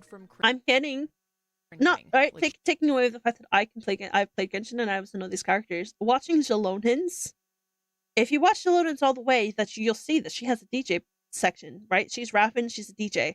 That's like the whole point of Jalonin, right? That's the whole point of Jalonin's character, right? Mm-hmm. Mawika's, again, is extremely weird because for an Archon, her trailer is really different, but her trailer also pulls everyone together, which is a very key point of Mawika's character. But I will give you that it doesn't really tell you anything about Mawika herself. That's fine. Kaya's trailer was the biggest trailer. They don't like them in the moon. Yeah, okay, bro. Me, who still goes back to Zhongli's trailer. Or Mawika's trailer. At most, these ones show the elemental burst animation. Yeah, because you don't need to know how they work. These trailers aren't made to sell characters. These trailers are made to let you know, hey, this character that you're really hyped for and you've probably got to know over the span of this patch is coming out. Here's a super hype thing to watch whilst you're pulling these characters. They're not inherent. These character trailers haven't sold characters since fucking Alhaitham. Should we pull up Alhaitham's character trailer once more? Play the character in the video game that I'm supposed to be pulling for them. Also, they did it with this. It fits her so well. And like Citalali's trailer, again, obviously now I know a lot about the characters, but like even Citalali's trailer, it's telling me that she's a tsundere that likes reading. Give me a good impression of these characters. Yeah. Pardon me, tsundere little manga reader. Like that's hello. Anyway, back to Citlali's outfit. It's the same thing with Mawika. Her design features a zipper that goes all... You think she would get an aneurysm if she was a trailer? We should show her Sparksies. all the way around, between her legs, up to her back. Right. That can't be comfortable, right? Especially riding a motorcycle. And hey, she's got some really good Spanx on. What do you want? She's a mother, you know. Like, excuse me, it's not our fault that Mawika is pregnant and just wants to wear something comfortable. What exactly does this design communicate about Mawika, other than being a she's biker? A biker. Yeah, I guess she's got sun imagery to represent her Archon hood, but the zipper is like the main issue with Mawika's design. Like, I also understand as a woman that would fucking hurt. Her hair is the only thing about her design that gives me Pyro Archon. But then, you know, her eyes also give me Pyro Archon. When she fights and her hair lights up. And then we have Veresa. Oh god, here we go. No, the zipper is a valid point. No, I'm not complaining about the zipper. Leather and hot weather, okay. I was really excited about this. I'm gonna put a disclaimer in here, right now, for future me, who has been recording this whole time, you know? Who is hopefully planning on editing this at some point. Hi, future disclaimer. I'm a Veresa main. I love Veresa. I've been excited for Veresa since they showed me her silhouette. I've been excited for Veresa since they were messaging her in the Natlan Archon quests. Veresa could literally eat my cat, and I wouldn't have a problem with it. Okay? Veresa has done nothing wrong. Veresa is my cute baby girl. Look at her. She's so pink and precious. I swear to God, I get very defensive over Veresa. You may disregard my opinion if you wish. Design when I saw the silhouette in that same teaser. Yeah, this. I think I pulled everyone. No, the only person I don't have in this is Dahlia, and that's because he refused to come home. Talking about earlier. Oh my gosh, a girl that's a cow. Oh my god, that's gonna be so cute. Me. That's exactly how I was. I was like, oh my god, she's a cow. She's so cute. I'm already obsessed. I love these braids and the big horns. I mean, I wonder what kind of color Where you can see her design. Maybe like browns and greens, something earthy because she's a farm animal. Why did you think she was going to be brown and earthy? Why is there this really weird stigma around Natlan that you want them all to be brown, earthy, and fucking in dirt? What's going on? Hello? Can you let Natlan have color? Like, other than their skin color, shut up. I can hear the jokes in chat already. Like, can you shut up? Can you let Natlan have an inch of color? Like, hello? Also, she's also one of the best designed Natlan characters. Oh, call me wrong. Yeah. I mean, I erase it. I just made the joke before you did. I guess that works too. Just kidding. I hate this design. One of my least favorite.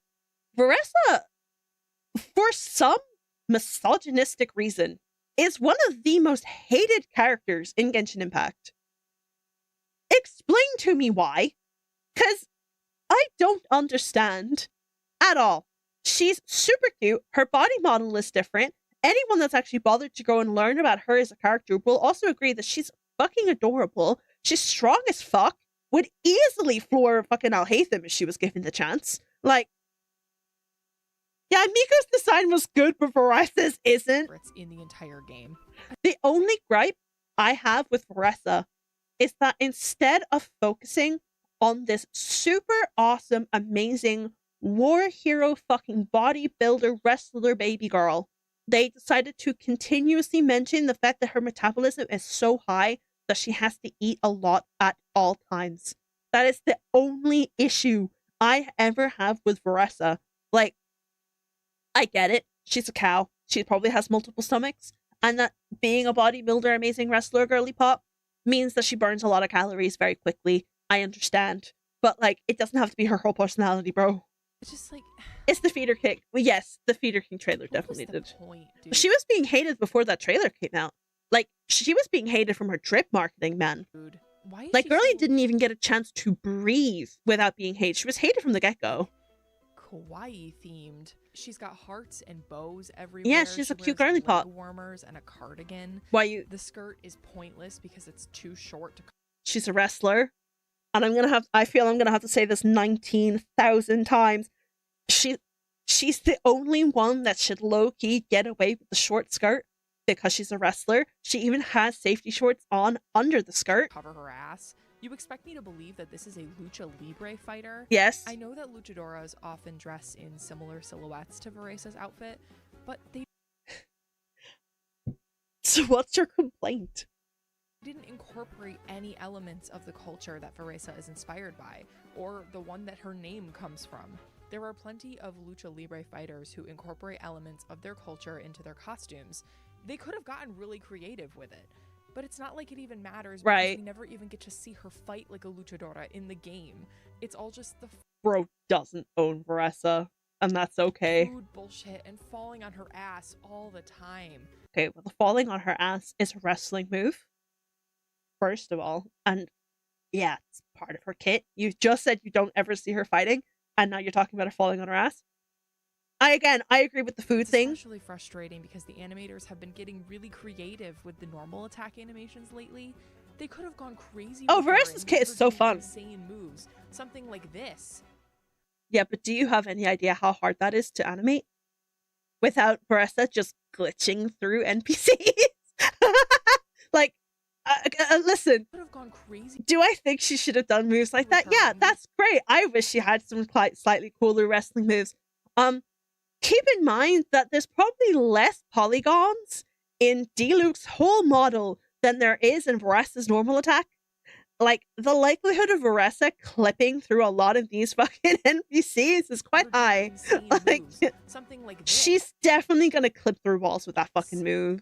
Koyo is everything and extremely lazy. There's no way they'd bother fixing it. I was interested too in Escoffier's design based on the silhouette, but I was also very disappointed with this reveal. I still think Effie's cute. Not only does this outfit make no sense with regards to breaking up any colors, or I still think Effie's cute. Weird heart theming that she has, similar yeah, she's to just Veresa. cute. Again, Bro has an issue with girly pops. I fear. Why they keep doing this, but her she's girly pop. Literally, just let her be girly pop, bro. Halloween costume.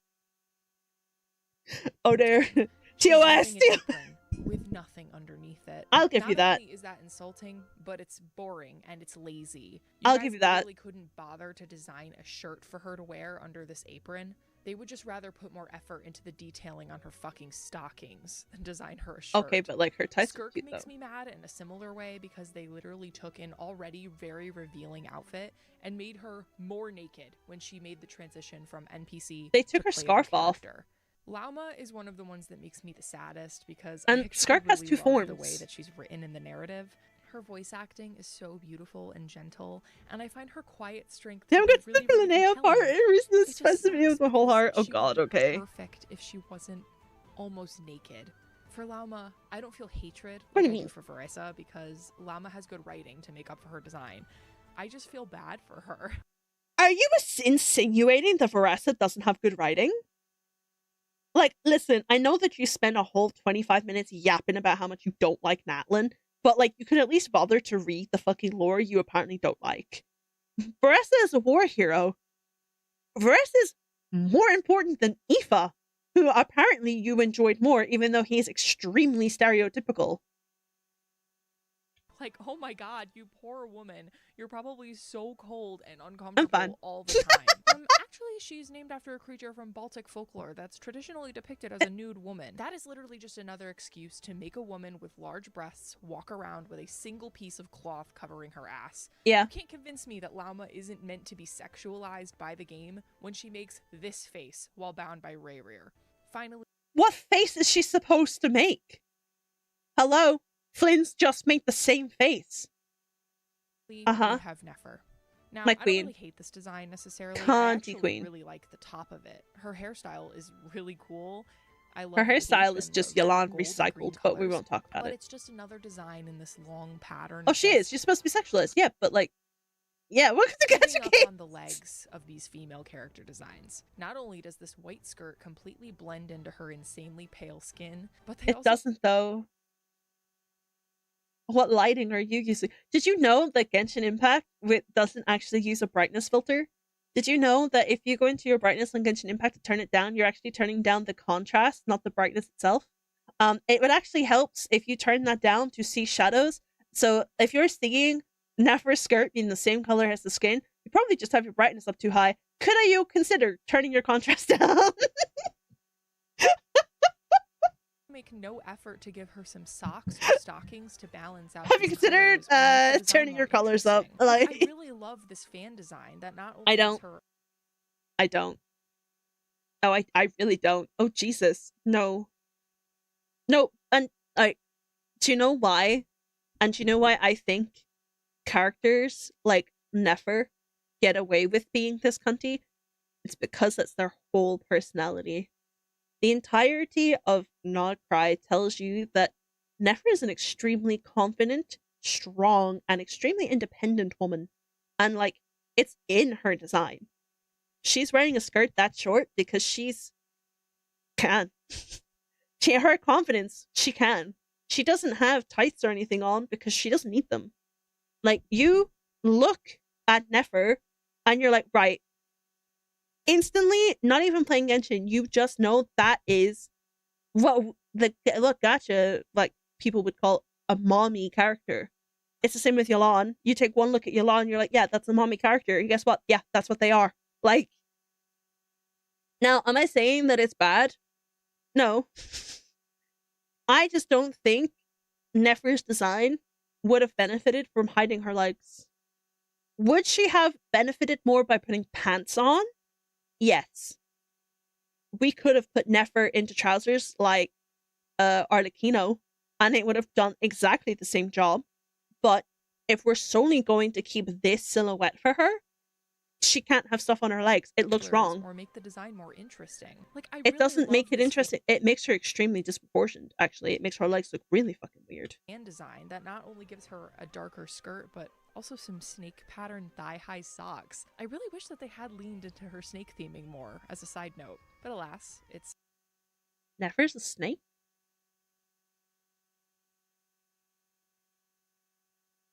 Also, Nefer is from the desert. It's probably another reason why she's in next to nothing. But, like, Nefer's a snake? Anyone? Did I miss that?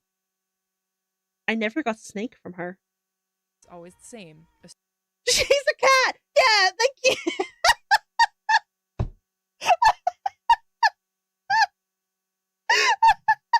Yeah, right? Oh, snake? I always got cat vibes from her too. It's in her fucking character trailer. You know that trailer that doesn't tell you anything about them? From the waist up, and she even has Aru. Like, what? Except maybe a thigh garter on the legs. Again, Shurui falls into this similar too. cat She names. wears this super detailed... Her whole design is Egyptian. Yeah, an extremely oriental sexualized version, but like, yes. Tiny dress, one that's so short it makes her legs look obscenely long like a spider. And then she but again, doesn't it even wear works for shoes, Columbina. just these fuck-ass water orb heels because they couldn't bear to let a woman walk flat on her feet. And the way that these women are drawn sometimes is so stupid too. Did you know that the heels that she wears are plants from the moon? She didn't know that. They're not water. They are plants that you can get on the moon. And probably the only small amount of the moon that she had. Even the character... Why are we going from woman from Smear equals snake? Why are we doing that? What connections have you got in your brain? Oh my gosh, she's being more racist again. Designs that I consider to be better than these suffer from the fan service. Even though I wish her skirt was longer to add some variety to the designs, I really like Mizuki's design, but...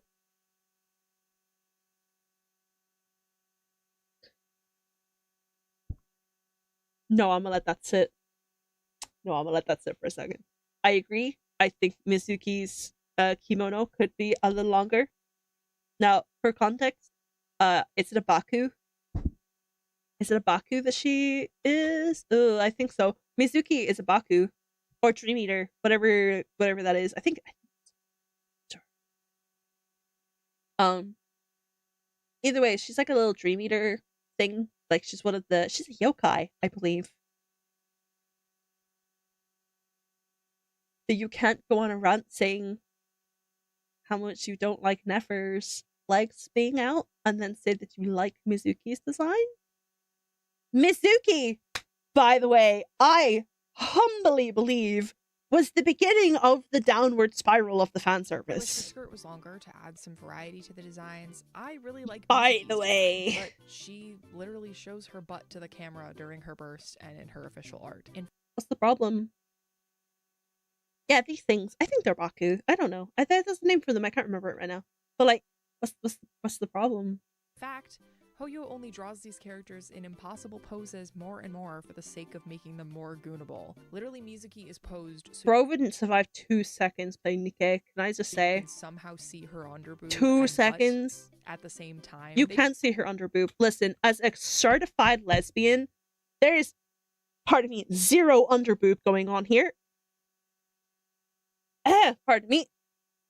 Also, in her official in-game model, there's still 0 side boob. You cannot see anything. It is just flat shit right there. So she's either got the best pull-in fucking strapless bra that I've ever seen, or her titty too small. Send us some zeros right there. No, women having an ass is wrong. Women can have asses. Also, who cares if her ass is in my face? She also openly eats your trauma. She's like the best therapist I could ever ask for. Is posed so you can somehow see her underboob and butt. There's no underboob, and where's her butt? No butt there.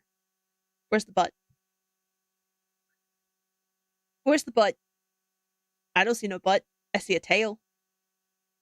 You know who has it? Really? Do you know her side boob? What side boob?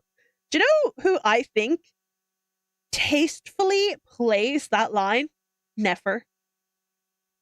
Oh dear God, there's a hand in Nefer's burst animation that might just change the age rating if it ever went missing. At the same time, they do the same thing with Mawika. Titty. I ain't got nothing wrong with a good titty. Her back is arched so heavily just so that they can display. She's on a motorcycle, by the way. Both her cleavage and her ass. She's on. No, see, Mawika's design has this weird thing. Because they've put the circle on her hip, it naturally makes her ass look bigger than it actually fucking is. Now, I have stared at Mawika many the hour of my time. She do have a fat ass. If she doesn't mention Shenhe at all in this fucking video, by the way, I might crash the fuck out. But she's also on a bike. She's leaning forward because she's sitting on a bike. She's holding her glasses because she's on a bike.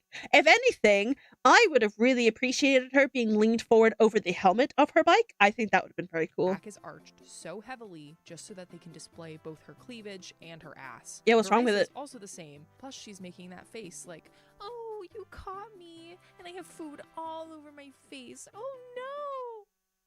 Okay, I don't have anything for Foresta. She does stand in a really weird way, but she's also a cow. I hated saying that out loud. And see, Lali is literally squishing her chest so heavily with. So women aren't allowed to hug plushies anymore? Oh, she'd hate me. My titty, I very proudly in IRL, right? No, not this version of me. IRL, I'm very proud to say that me and Mawika probably have the same bust size. If anything, I'm probably closer to Lauma than I am Mawika. And like, what? We're not allowed to hug plushies anymore? Is that it? Girl can't hug a plushie anymore. If you've never met Citalali, she is a tsundere.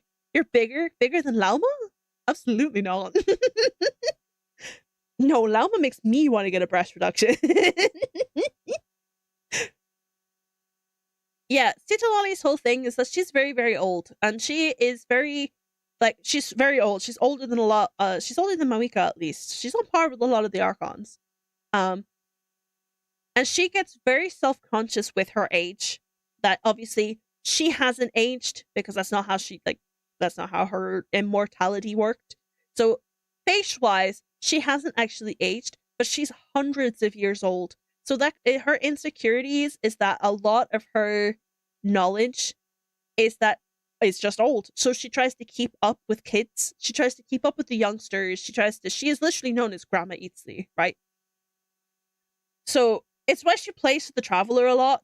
She has a really huge crush on the Traveler. That's where that comes from. Don't ask me to explain it any further than that. I just know her insecurity of her age is somehow linked to her crush for the Traveler, which is only really applied to Aether, by the way. The implication doesn't make as much sense with Lumine as it does with Aether, but I'm also not saying it's there. I hate that crush. Despise that crush. Yeah, it's where the crush on the Traveler comes from. Because the Traveler, apparently, she finds out that obviously the Traveler is just as old. So, like, she feels like she can connect to the Traveler that way, blah, blah, blah, blah. But she's also a super important shaman, and she's extremely important to the Natlan story. And she's currently in the story stuff at the moment. She's very, very cool. She's very, very cool character. But, like, they do give you little hints on how she struggles with that. Her only real friend is Maoika, and that's because they are similar ages, you know? What? But she's a tsundere. Like, she's just your average gacha tsundere character. Doesn't mean that she's not great. We love Talali in this household, but she's just a tsundere character. So, yeah, let her pull the puffy face and squish her plushies. Stuffed animal, a pillow. That is not how this part of the body. Hey, that's not a pillow. That's one of her best friends. How dare you? Body works. This is only Do the event. one of the anime fan service tropes that Genshin has increasingly leaned into over time. Genshin is an anime game. They know that, right? Characters that fit the tsundere character type. Oh my god, it's over, guys. We only get more That's and more characters that fit the tsundere character. One of them. Oh my god, I can't fucking say this. As the game progresses, we only get more and more characters. It is probably best that you stop talking. I fear your takes so far have been really wrong. Sandrone are the biggest examples of this, but I would also argue that Escoffier falls into this trope sometimes. No, somewhat related. I don't think Effie's tsundere. Who have very obvious crushes or similar devotion to the Traveler, all of whom seem to be women. Ironically, wrong.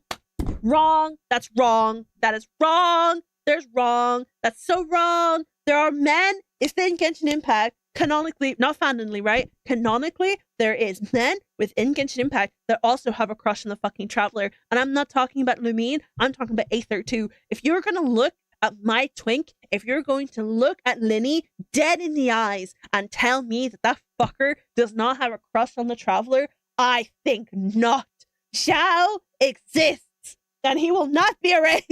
Ayako was a big one early on, but since then we've had Mizuki blushing around the Traveler, and so Mizuki also gets really well fed around the Traveler. She knows that, right? The game purposefully putting her into situations in which we're meant to, like, cutely embarrass her. It's clearly meant to have a teasing romantic tone to it.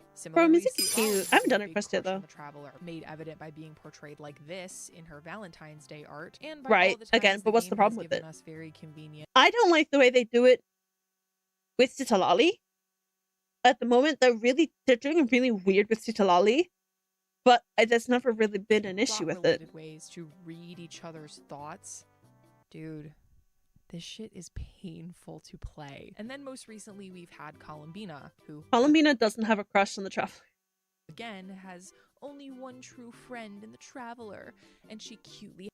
Columbina doesn't have a crush on the Traveler. What fuck? Yeah, thanks, Anefa. Thanks, Anefa back, showing my true opinions on the matter. What? Columbina doesn't have a crush on the Traveler. Aether players, do tell me if the context is slightly different for you, because as I said, I plainly mean the context gets a little bit muddy, but Columbina doesn't have a crush on the Traveler. What? Girl, have you seen her with have you seen her with Sandrone? Am I missing a social cue? I think she loves the Traveler. Yeah, but like she loves the Traveler, but not in like I don't think Columbina really understands the romantic sense. I'm gonna be real with you. Like, the love she has for her friends is just pretty platonic for all of them. Hi, Anefa. hides behind you. Does she consider the traveler family? Isn't that the whole point? Yeah, that's the whole point. And you get to feed her. Again, these are all very romance-coded behaviors. Oh, sorry, guys. I can't feed you. Sorry, chat.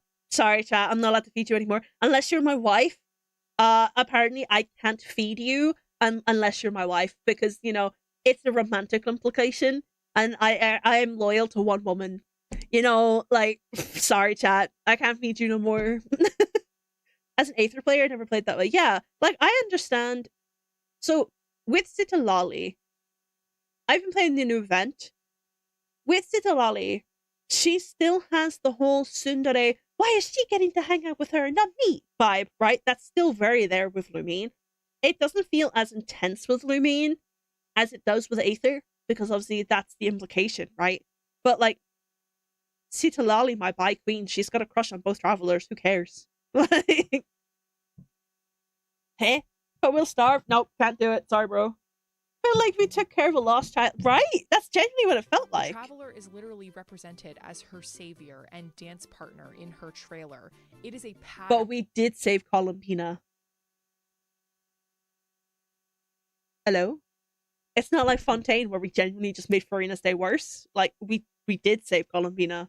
At this point, can we please let women have more interesting relationships with the main character than being their shy waifu all the time? And again, could you read the stories for more than 5 minutes and praying for a skip button to understand that 95% of the women in Genshin Impact would probably fuck the traveler over faster than he'd fuck her?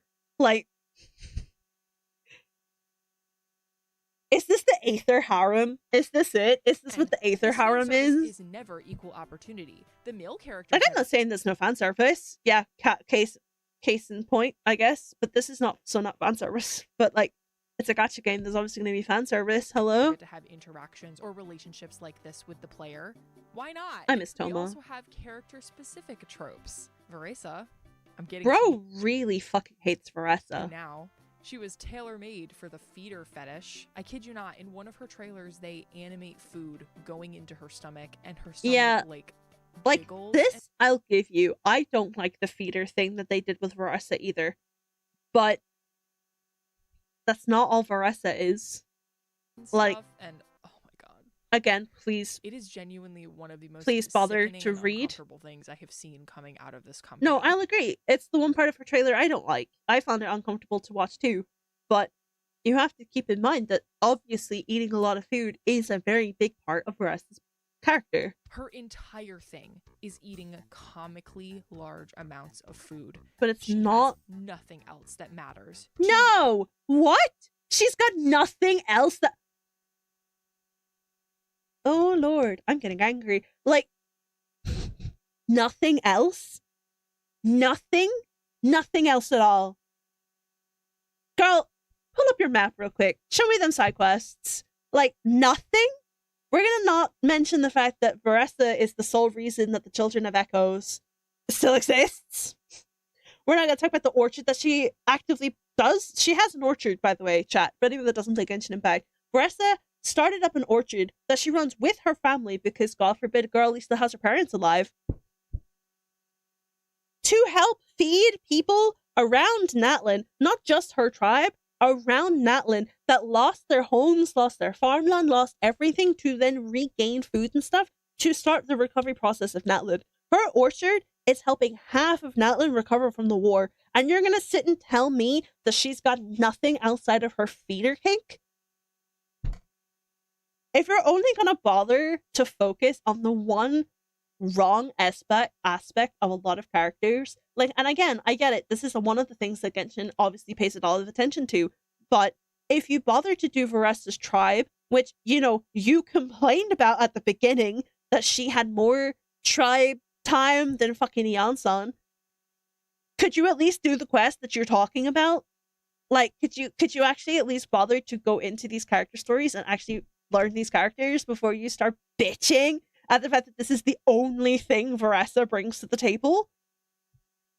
Like, her character to her personality. As I said, I'm very defensive over Veresa. Or anything about her. It's not like this would necessarily be bad on its own, but guys, she is literally a cow. This character is extremely insulting, and I hate her. And that's not even— Yeah, we can fucking tell. How she literally fights by falling on her ass. When you are— Girl, she doesn't— playing her, she will fall and her ass will be facing the camera for multiple seconds before she— You clearly don't own her. You can't really talk about her fucking gameplay for a character you do not own. Gets up. If she's landed on her ass, you have done her mechanic wrong. Is naturally drawn there because of her bright pink tail against her black skirt. She's a wrestler. She's a wrestler. She's a bodybuilder. And then she's a bodybuilder. She'll like dust herself off and be like, "Oh, because you've never clearly touched grass. You've never clearly sat on grass, got up and wiped off your own ass before, girl." What you don't do in your own bathroom is not my concern. But me personally, I do tend to wipe my ass every time I go. Like, apparently that's misogynistic now. Like, Owie, that hurt. It did hurt. You land on your ass. Got Nefer and her whole like— oh, I'm so mad. Thing, and the clones are like her servants, and she poses. No, the clones are her. The clones are a representation of how deep she is into her intelligence network. She's everywhere. Them in sexually charged ways. That's the hand I was telling you about, by the way, chat. See the hand? See the hand? Look. Wait for it all. Yeah, look. See the hand? See that hand? That singular hand could change the age rating of this game. ways. Like she's holding this one's face. It's her. This one is. There are copies of her. Like, again, if you pulled her, read her character story, which you know was part of the Archon quest, but if you actually pulled her and read her character stories, then you'd know what this is about. If I looked like Nefer, I'd also be into my own clones. I don't have to like spell out the way that this is incredibly fetishistic, right? I mean, where's the fetishism? Hello, as a lesbian, as a woman, as a cis-born woman who enjoys women. Where? Nefer literally does the stripper crawl across the table toward the camera in her trailer. She's meant to give femdom, and I mean, like, the clones basically serve no purpose to her. Notice how the clones have turned into chess pieces, because that's Nefer's whole thing. As a character, I think they could have taken them out of her whole thing, and it wouldn't have made a difference to her kit or to her gimmicks. They literally only did it because they knew people would drool over it. Editing a release. Yeah, she's comfy. In the process of making this video, Linnea has been released, and oh god. Am I prepared? Tell me, chat. Tell me, is this worse than Varessa? Is this worse than Varessa? Is this gonna make me angrier than Varessa? You've been building up this Linnea moment this entire time. Is this going to make me angry? Bearing in mind, this is another one of my very close children. I love Linnea almost unhealthily. Is this gonna upset me really bad? I closed the video. I just have to interject to say, what the fuck were they thinking with this character? I feel like a crazy person because I feel like I'm the only one who doesn't think she's adorable, and in fact, you are. I fear. Creepy freak that she is. Why are we playing Varessa's music? I thought you didn't like her. First of all, she clearly has absolutely no respect for living things that are not traditionally human. She's a researcher, by the way. She's a researcher, by the way. She keeps asking to touch and pet the Melusines as if they are not whole people. It's especially creepy because the Melusines are made to look like children. Having an adult character who is high-key obsessed with them and can't treat them as the people they are was a fucked up move on Hoyo's part. They literally make— Girl,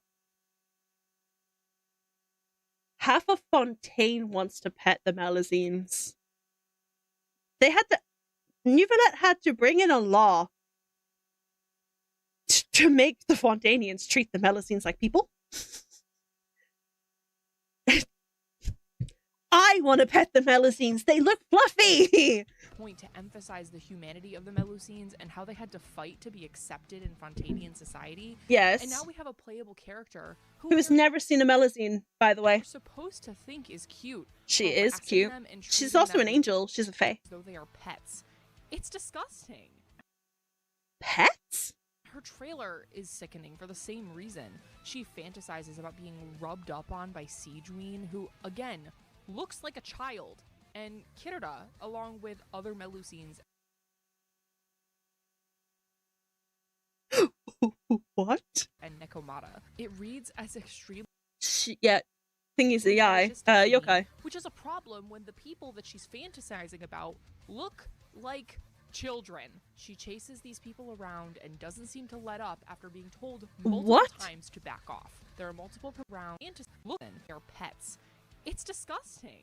Her trailer is sickening for the same reason. She fantasizes about being rubbed up on by Siegeween, who, again, looks like a child, and Kirita.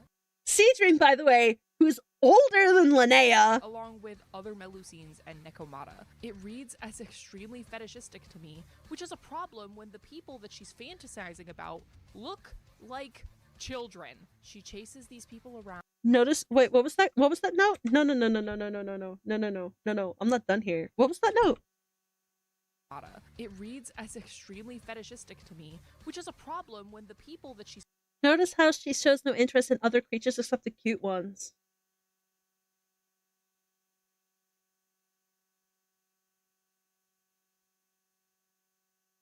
Fantasizing about look like children. She chases these people around and doesn't seem to let up after being told multiple times to back off. There are multiple promotional materials in which she asks to touch a Melusine, which makes me think that it's happened more than once or twice. I mean, at least her character quest wasn't as bad. I won't spoil it, obviously, because... Oh, you did that one! I'm shocked. I said I wouldn't talk about content past Luna 5, but I still don't find this character appealing or compelling at all, as I feel like I've made it... Why are you playing the game? Did she call Linnea a pedophile? Hold on. Sorry, the absurdity is still catching up with me. Did she call Linnea a pedophile? Linnea! Did she call Linnea a pedophile?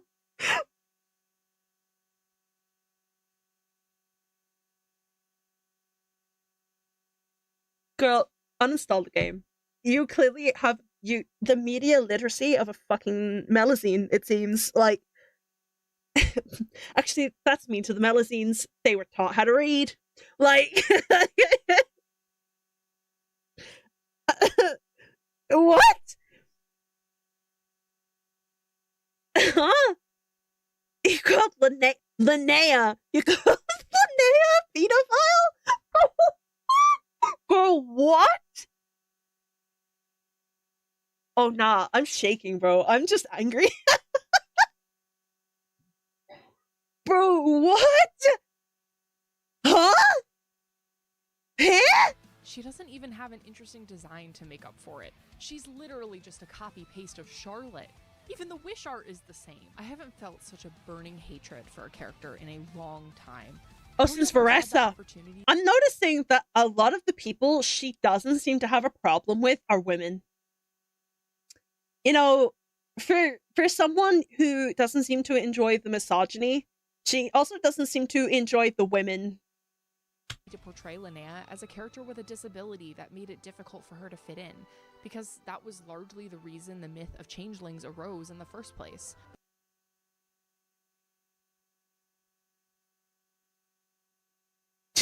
Is she calling Linnea disabled? Wait, what is this? And dangerous because of trace of autistic trait. Yeah, wait, is she calling her disabled? It's very apparent. Anyone that's ever owned Linnea, it's very apparent that she's not neurotypical, right? That girlie, she's got special interests, you know? Like, I don't want to pin any character with like anything in particular, but like, Linnea girlie, you're not making it very hidden. What is this? What is this? Wait, what is this? Hoyoverse had the opportunity to portray Linnea as a character with a disability that made it difficult for her to fit in. Wait, Hoyoverse had burning hatred for a character in a long time. Hoyoverse had the opportunity to portray Linnea as a character with a disability that made it difficult for her to fit in. They did, though. Now, okay, I know that they said that they haven't done the quest. Oh, no, they did. They said they did do the quest. But they did, though. But they did, though. That's like, Linnea's backstory. But that's, like, Linnea's backstory. She hid her wings for God knows how long. And then, you know, finally turned around, she was like, hey, I actually don't mind being autistic, and just went to be autistic with everybody. And honestly, we love her for it. Yes, Linnea, you teach me about the world. Like, because that was largely the reason the myth of changelings arose in the first place. The fairies were thought to swap their fae children for a human child, which was how several mythologies explained neurodivergence in children. Instead of portraying a really heartwarming story about a character who's autism-coded, we instead get a freak who can't stop harassing anyone with non-human features. Ironic. Girl clearly does not have autistic traits or autism, or clearly decide to go outside and touch grass to meet anybody with autism. Because, first of all, it's a very big disclaimer to say that I personally have autistic traits, but do not have a certified autism diagnosis, right? Anyone that's been in my general fucking facility, however, would tell you it's pretty fucking obvious, okay? Right? I fear Linnea is kind of the same. Anyone that's ever met anybody with autism, or like anyone that's kind of neurospicy, will know that we tend to attach to things because that's what makes us comfortable. That's what makes us happy. We find safety in things. For some people, like myself, it would be things like Miku. For others, it'll be nature, science. I know people that have a really autistic obsession with math. It's literally, it differs from person to person. Linnea's is just people and creatures in general. When she did hide herself for so long, she did not go out. She was told to hide her wings because she was different, you know? It was autism and disability and said that we should respect autism traits is wild. Because calling a neurodivergent character a freak is totally not ableist. Like,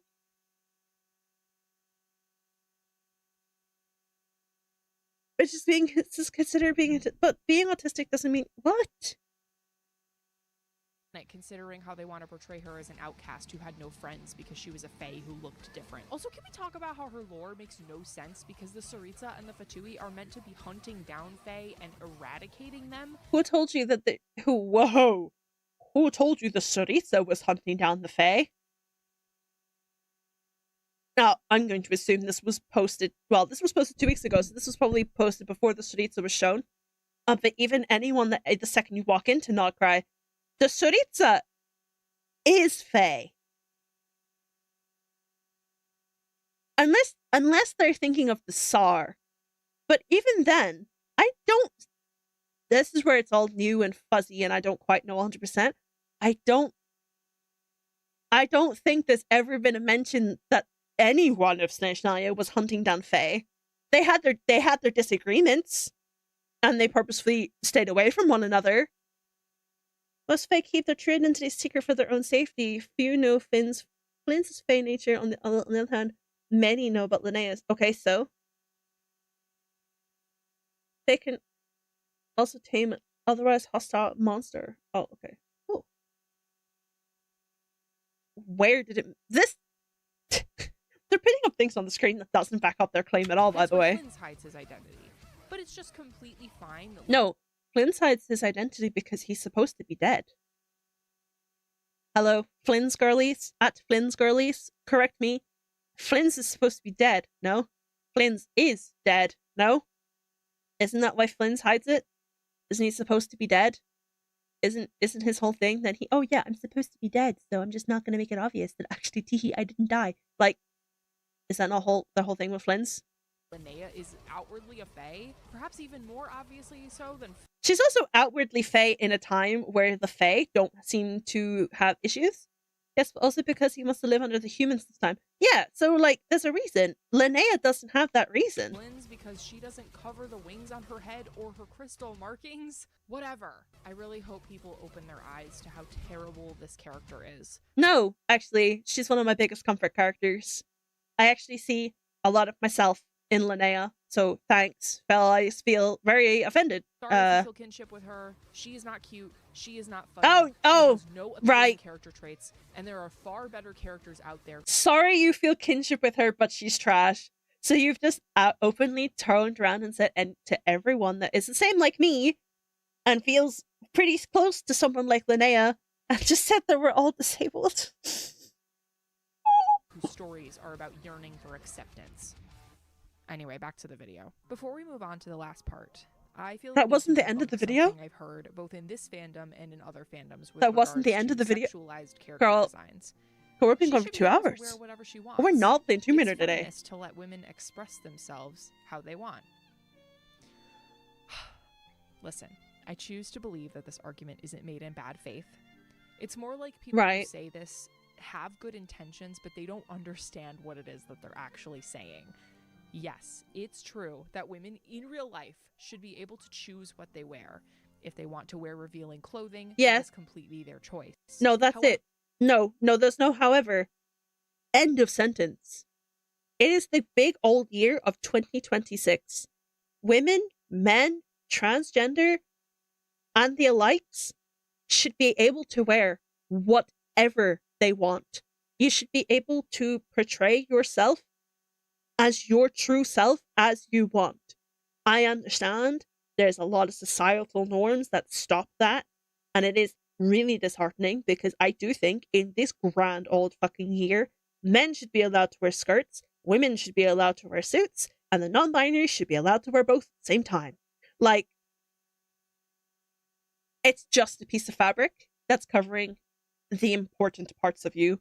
If you want to be a girly pop and wear them stripper heels down to Tesco, you wear them stripper heels down to Tesco, girl. You do your thing. Like, same with the guys. If the guys want to put on the stripper heels and go down to Tesco, put them on. Like, if you want to go to Tesco's in your pajamas, that's fine. Like, end of sentence. End of discussion. There's no however. You wear what makes you comfortable. Yes, sir. Exactly. Yes, sir. Genshin in the short skirts and sleeve. Yeah, the issue is the repetitive designs. Not necessarily what they're wearing. I agree that Lauma is extremely revealing, but if that's what Lauma chooses to wear, that's what she wants to wear, you know? I do agree that the designs are very repetitive, and they're getting repetitive. The designs for Snezhnaya look really good, though. Like, yeah, they still have the repetitive traits, but they all look really good. I would like to wear skirts, to be fair. Do it! Put the skirt on. What's stopping you? Do it. Like, these women are not real and do not have the autonomy that we do. They are purposefully manufactured to be bait for the male gaze. They are animated and revealing. I don't know about you. I am a cis woman. I'm no better than a man. Like, outfits and drawn in uncomfortable poses and written into compromising situations on purpose. These developers have control over how these women are portrayed, and they choose to portray them increasingly as vessels for hypersexualization, fetishization, and fan service. That is not feminist. That's not to say that HoYoverse doesn't do this in their other games. Zenless Zone Zero comes to mind. Hey, Zenless mentioned. That game is honest about what it is, and it has been since the beginning. Boob physics and maid outfits and schoolgirl uniforms and all. Over there, the fan service is a little more equally spread. But can I play devil's advocate? When you take, we'll say pick 3, right? So I'm obviously not going to include Honmai Impact third, even though we should. But I'm not going to include Honmai third, right? I'm just going to take Genshin, Star Rail, and Zenless. Zenless, as they have said, just knew what it was going to be from the get-go. I also don't think that's inherently true, because if you look at the early designs of Zenless compared to the now designs of Zenless, something shifted. Like, big time shifted, right? Even poor Billy wasn't fucking immune to it. If you look at how the designs for Genshin started versus how the designs for Genshin are now, the tropes are still there.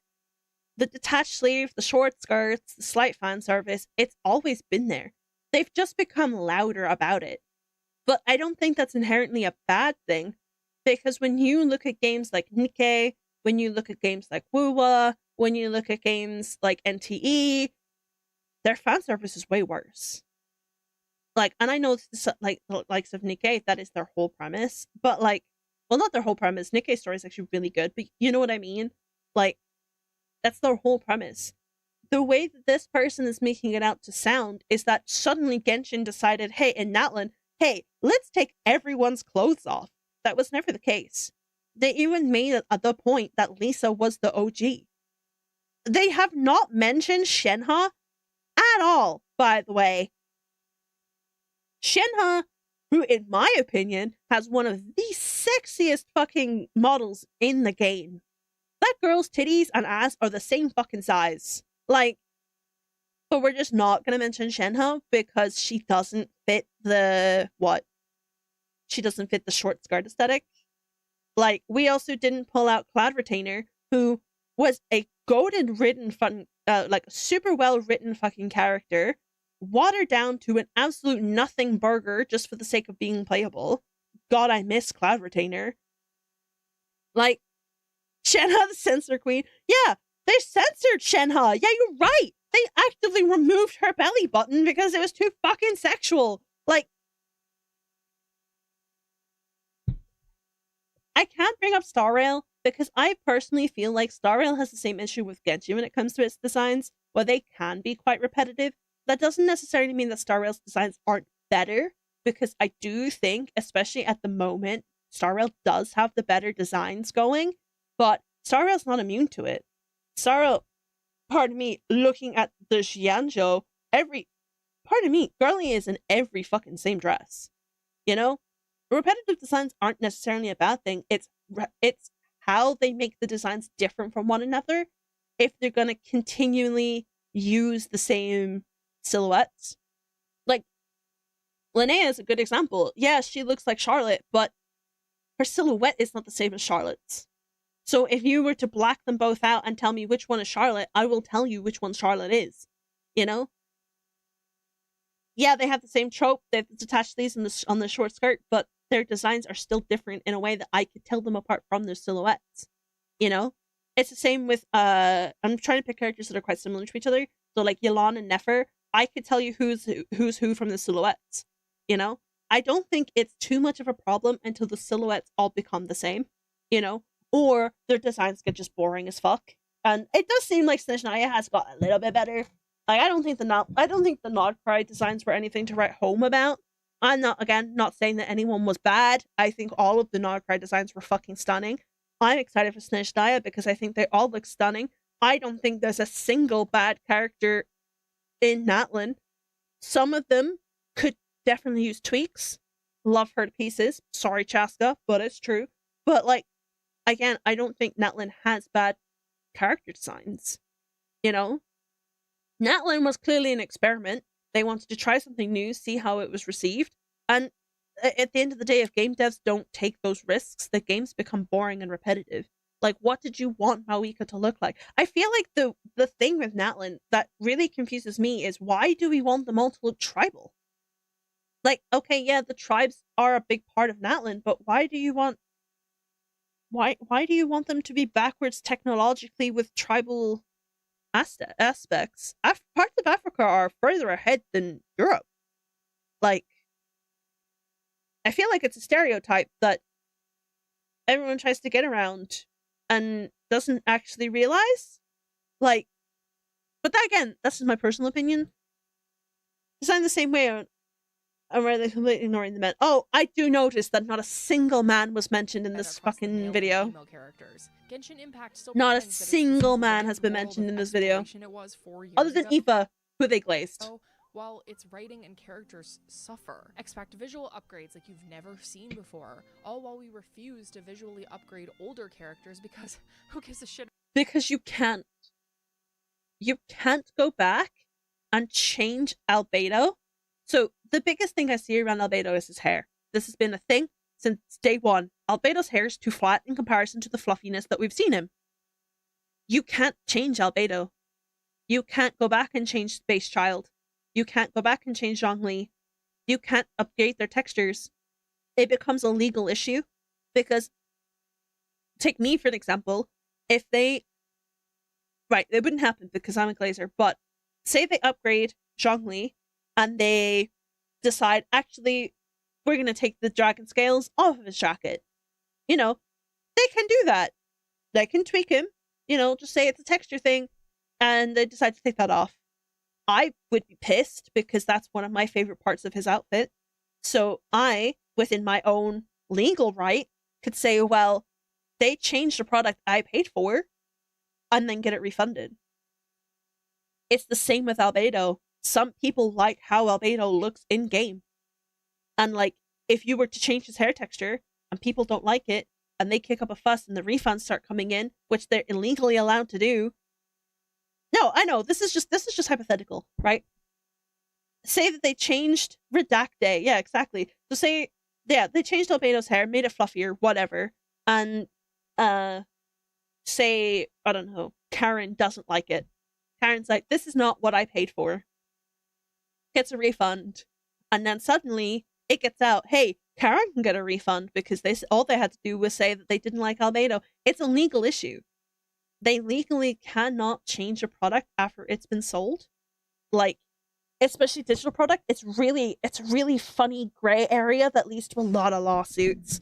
So the way Genshin has been getting around it is by giving you skins.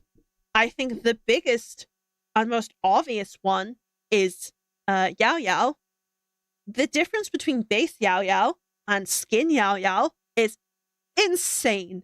You can see it so clearly in her hair. The textures in her hair are wildly different. And that's just because that's the new textures that Genshin are working with. This is what the new Outcry characters look like. Varka, for an example, is a completely new fucking model. But they can't go back and put Wriothesley on that model because that's not what Wriothesley was sold to look like. You can't go back and fix those. So the only way Genshin's ever going to get around it, and it's not just Genshin in general, it's most gacha games, the only way they're ever going to get around it is if they turn around, let you know in advance, and give you a say on whether it changes, which one person says no and they can't do it, or they do it as a skin. Right? She's so cute. They do it as a skin, therefore it's optional. You can pay for the skin, they get money, yippee, woohoo. Some of the 4 stars are free, that's fine, because 4 stars are free anyway. But you pay for the skin, and then it's optional. It was your decision to upgrade that texture. It's not on us anymore. It's a really annoying grey area. A really annoying grey area. And trust me, I think, and I'm not glazing them, but I think the dev team, hi! I think the dev team would do anything to upgrade some people. Hello! Hold on, chat. We pause our rant. We'll be back in a second. Hi, Sai! How's it going? Hello. It's fieldwork time. Hello! Welcome, Raiders. How's it going? Hello. I hope you all had a good stream. How's it going? Join us in suffering. Yeah, we're bitching and raving. Welcome in. Oh my god, I never followed you. I'm so mean. Yo, there we go. I fixed it. Thank you so much for the raid. Hi, Raiders. Welcome in. Hi. If you've never met me before, my name is Neo. I am a comfy server YouTuber that's bitching about Genshin Impact. And yeah, that's it. We're bitching about Genshin Impact. For context, there was a video dropped by a creator with extremely bad takes. And we're kind of taking them apart, and I'm adding my own opinions to them and such. Do feel free to join in. If you need to raid and run, if you need to relax, do feel free to. But we're having an open discussion. We listen and we don't judge. I'm explaining. So this creator has just explained that the dev team. What did they say? They said the dev team doesn't want to go back to change the older models. So for context, for no one that's played Genshin Impact, this blonde one his name is Albedo. And he was released in the second patch of the game coming out 6 years ago, versus Flynn's, who is a relatively new model. And I'm explaining to chat that the reason that they can't go back and just openly change Albedo is because of consumer law. Because they've sold Albedo like this, because he's shown up in media like this, his marketing, his branding, they can't turn around and change Albedo now without you willingly going into it. We were actually about to restart the video, because I was just explaining it a little bit. But yeah, that's how Genshin's getting around it. I do notice that they're trying to do it in Star Rail too. It seems to be working. I don't think Star Rail has that issue though. Their models are quite pretty, but and I mean Zenless as well. It is very much Genshin just because it is the oldest one. But yeah, them selling texture updates to you as skins means that you walk into it. You have to actively purchase it. You have to actively, because I don't know. I think Genshin does have a refund policy within a specific time window. But, or they should. I don't know. Actually, no, they don't. I'm a liar. But yeah, so if you were to buy, say, a skin for Albedo, if it ever came out, God, I hope one day, you actively walk into it, and then when you actively buy that outfit, they can't take the fall if you choose not to like it. Like, if you turn around and say, hey, actually, I don't like this outfit, they can't take you, they could just turn around to you and be like, yeah, well, you bought it. You paid for it. That's not on us, you know? And Genshin does show you the skins in game. Like, they do let you see the actual upgrades and models and stuff before you make your purchase. So, but yeah, I digress. That's why they can't go back and just change whatever they want. About them, right? Or as we increase the shill for pay-to-win players, or for wait, I've forgotten what they were talking about. Seen before, all while we refuse to suffer. Expect visual upgrades like you've never seen before, all while we refuse to visually upgrade older visual upgrades. Who gives a shit about them, right? This has got to be rage bait. Also, so they pulled up the Snezhnaya trailer. By the way, for anyone hoping to go to Snezhnaya, I will find it and post it in the Discord server for anyone that cares. The graphics have changed. You now need a stronger graphics card and a stronger phone to play Genshin Impact for the graphics update. They can change what they want about the open world, by the way. Like the textures and stuff of the open world. Yeah, that doesn't matter. It's just the characters that they can't touch. But yeah, that visual update that they were talking about and then decided to completely warp into something non-related is not about the characters. Well, it kind of is, but like it's not about the characters. It's about the open world, because I don't know if you guys have seen Snezhnaya at all, but my god. Or as we increase the shill for pay-to-win players. I'm judging you. Characters, because who gives a shit about them, right? Wait. Or as we right. I'm gonna be real with you. You want to talk meta? I'm gonna talk meta. Why the fuck are you playing Raiden Shogun as a main DPS? Top teams on release? She wasn't a main DPS on release either, dog. Gotta be so real with you. Increase the shill for pay-to-win. Right.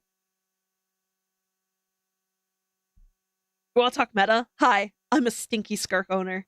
I've owned Skirk since she came out. I pulled Effie because I wanted Effie, and then she just happened to be the support for Skirk, right? Why? First of all, this is not her top team. Oh no, you're missing Shenhe, ma'am. I do notice you keep forgetting that Shenhe is a character.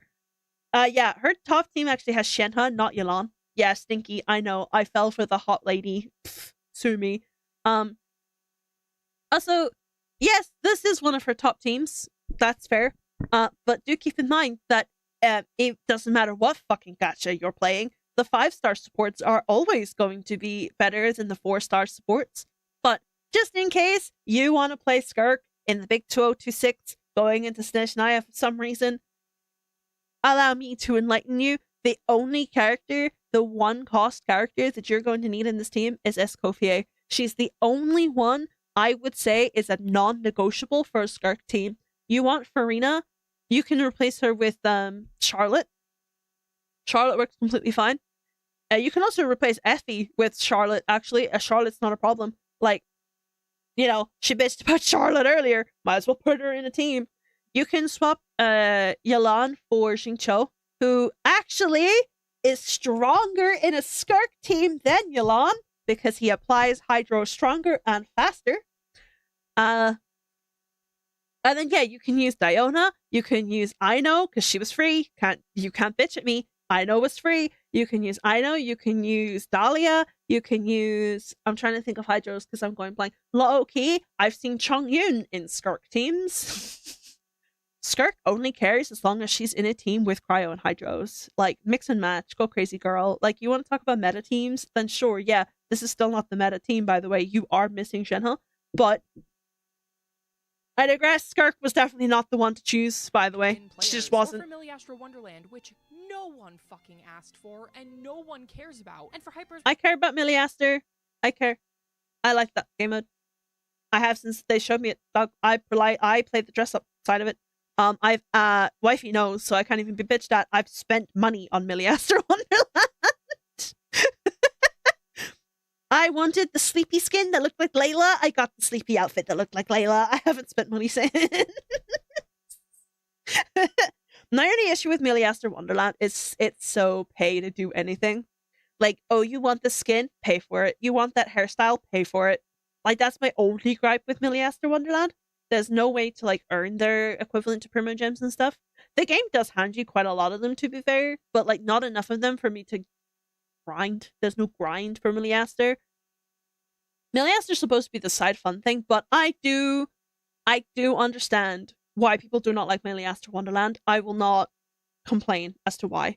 Specific gameplay mechanics that are incredibly team limiting and rely on 2 or 3 limited characters to actually function. Oh, I am a stinky horse owner. Illua is a 4-star. You will get Illua at some point. You might not get him right away. You will own Illua at some point. Linnea's an... Noelle. Noelle. I know was given to you for free. Now, I know this is obviously going off the assumption that you have Shibai. I know will not trigger Lunar, and I did mention this earlier that is the problem with Lunar reactions. The 4-stars do nothing to them to trigger them. I know can replace Columbina. Literally any fucking Geo can replace Linnea. Like, is your damage going to be higher? Like, I know it's right there. Is your damage going to be higher? No, obviously not, because again, 5-star supports are always going to be stronger than 4-star supports, right? But Illua's a 4-star, you'll get him. Illua, low-key, if you have Illua and Shibai, you can put whoever the fuck else you want, that's fine. You probably grabbed Albedo at some point. Like, on the assumption that you are a purely... What has my wife done? Nothing. Oh, I was telling them that I had spent money on Miliaster Wonderland, but you already knew that.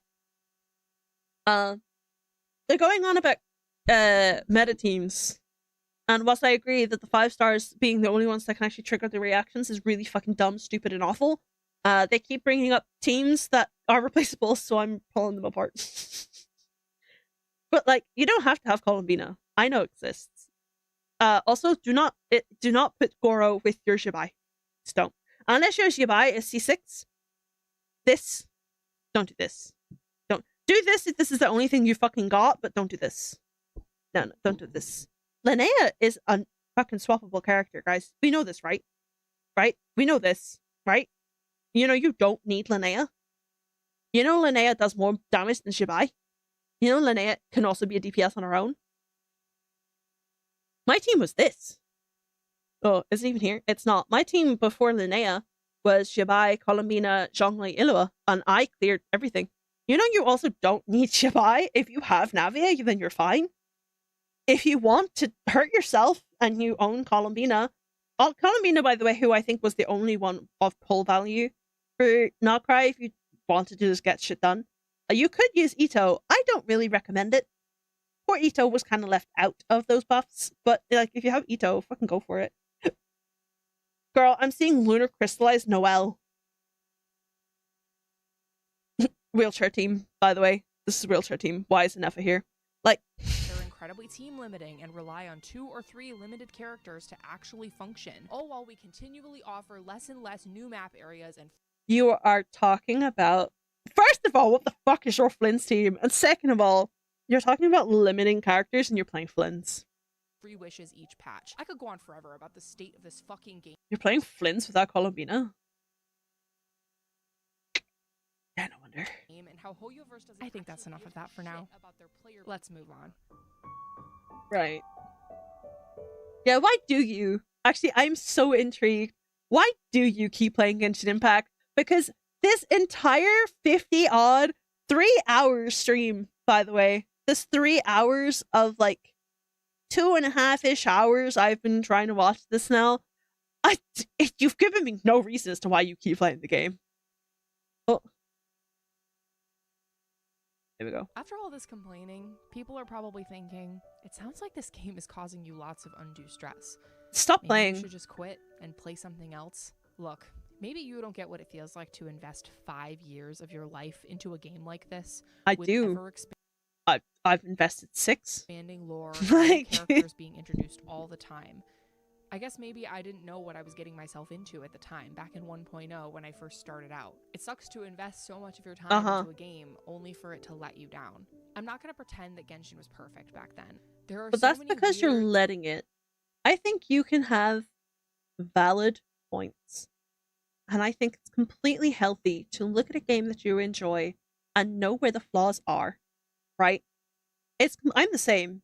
There's a lot of lore that they have either redone, reshuffled, because I'm a lore player, I love the lore, right? There's a lot of lore that they've reshuffled, replaced, characters that don't quite make sense, blah, blah, blah, blah, blah, blah, blah.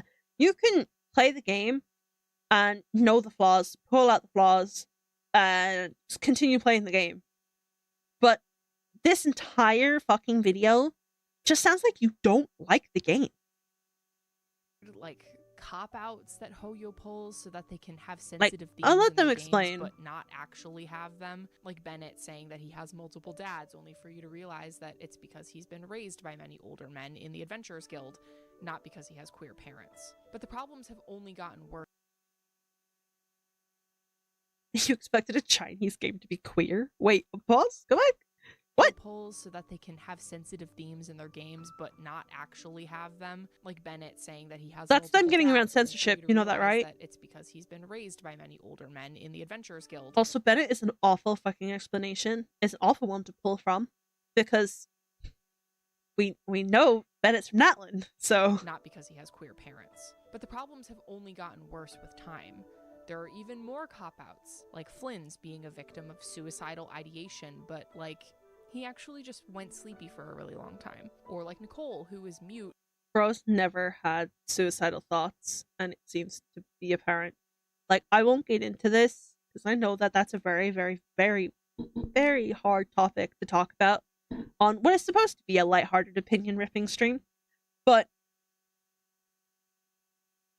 that, to me, just explains a lot. That if you don't get that part of Flynn's story, I don't know. In name only, she just talks in people's heads using her magic so Hoyo can pretend that they have a character with a disability. Or like Nefer, experiencing racism at the hands of the academia, while having the palest skin you could possibly imagine. Regarding gameplay, as I said, the shill for current...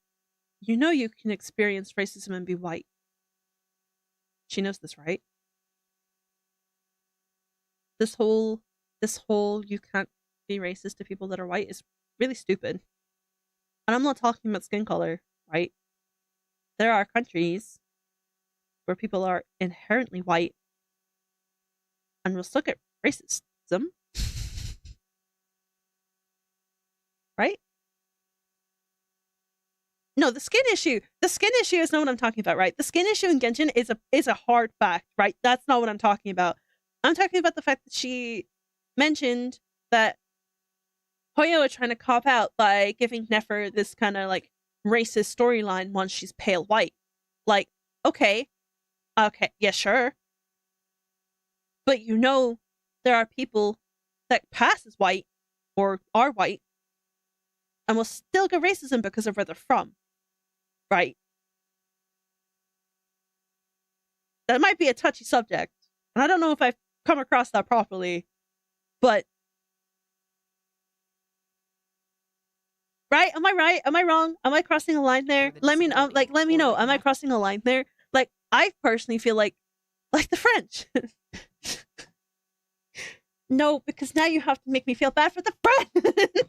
For experiencing racism at the hands of the academia. No, because now I can't turn around and say, yeah, but the French deserve a Gina. I know better than anyone. Yeah, like, I've experienced it. Hello. Unpopular knowledge, unknown knowledge. my father is from, well, my father is from Algeria, right? My dad is French-Algerian, which makes me mixed. My mother is from England, and I was born also in England, right? So I'm not saying that I am anything left, right, or the other, but I am a mixed child. I still got racist comments in school. Mio's French, shut up. I still got racist comments in school. I don't get them half as much anymore, but like, I still get them every now and again, and I only get them because of who my dad is. Like, and I don't get them half as bad as he gets them. Like, well, unfollow it, fuck off. Well, the palest skin you could possibly imagine. Regarding gameplay, as I said, the shill for current... No! It's not! Don't bully me! I'm not French! characters has only gotten worse with time, with boss enemies made specifically to be defeated okay, by bro. limited characters. Fontaine was the first region to introduce region-specific battle mechanics, Bond of Life, and Pneumosia, but it wasn't so completely baked into the combat like Night Soul or Lunar Reactions are. It was, actually. It was really baked. It was just Fontaine. You could still get around it. As long as your DPSs were built, you could just nuke them. Which is what Genshin didn't like, which is why they brought in Night Soul. But even with Night Soul, if your DPSs were well built, you could just nuke them. Like, you didn't need Bond of Life or Pneumosia to be anything in the game, but the Lord of Eroded Primal Fire weekly boss requires a character who can apply Night Soul damage. No, it doesn't. The Gate is built for quick application of the Frozen reaction, which is the specialty of Skirk. Yeah, but respectfully, if you're in fucking Nodcry and you don't have a Frozen team, did Barbara die in a ditch? Have you pulled anybody? Kaya exists. It's unfair. You don't need Effie to beat that boss. Every single character, like me, because I only pull characters I like, or free to play. So next to no one, according to this video. Who aren't looking to spend what could easily be hundreds of dollars on filling out their 5-star roster. Also like me, because I don't have that kind of disposable income. Seeing Flynn's in that Nodcry teaser was a lifesaver for me. Holy shit, a beautiful 5-star man with a mysterious backstory who's actually part of the meta? And oh my god, Lowen too. That face card is diabolical. It's been so long. Oh, suddenly this entire video makes sense. I've been excited about characters like this. Most of the time now, I'm just like, well, Nicole's not my favorite, but I guess I'll pull for her in the future if I have no other characters I want. You pulled Lohan with that, Nicole?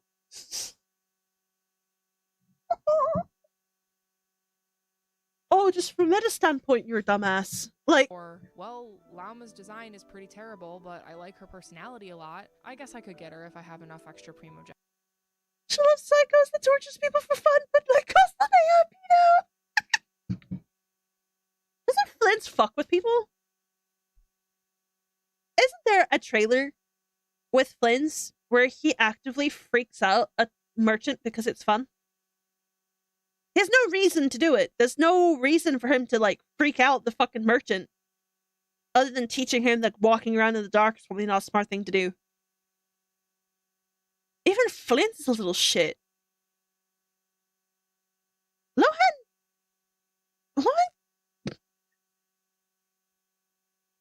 I'm wrong in that? Is it not his teaser character one? Or was that just portraying the fact that he's kind of off? It's automatically for him? Oh, right. Okay. Well, then, yeah, okay. Ignore that. That was just me not understanding it then. But, like, Lohan, however, doesn't get that pass. Yes, it is, but it's like its whole nature. Right. Okay. Just Faye things. Lohan, however... She even uses a clip of Lohan trying to kill someone. Is pretty terrible, but I like her personality a lot. I guess I could get her if I had enough extra primo gems. So yeah. Didn't they say they liked the Torre? I ain't going back. Didn't they say earlier on that they liked the Torre regardless of what the stuff that they did? No, I'm not saying the Torre was a pedo, right? I'm not. The Torre, I wouldn't imagine the Torre did anything like that. But he still experimented on children. Not like that. medically, but like he's still Kale. He injected dead god remains into Kale.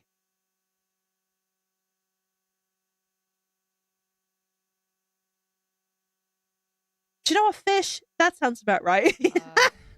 That's a lot of flaws. First, you go play Star Rail. But guess what, guys? Hoyoverse fucking got me. Almost 6 years ago. No, Dottore did experiments on Kale. And then that's how... No. That's... Dottore did experiments on Kale, which we know from the manga. And that's how she's got the dead flower god lady in her. Or remnants of her. Or that's what they think is linked anyway. No? Did I misunderstand? That wasn't Dottore directly. Okay, but Dottore was behind it.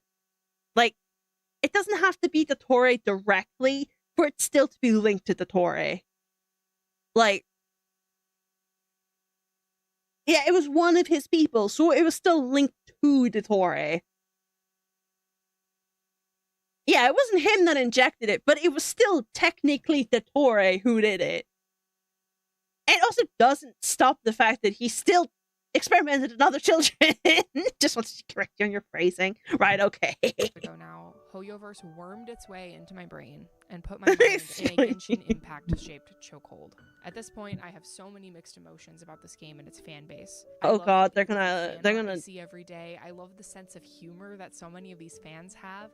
I love some of these characters so much, and thinking about them is so much Oh, fun. I'm shocked that Layla's in that lineup. But sometimes I feel like the only sane person... Actually, no. You don't get to have Layla.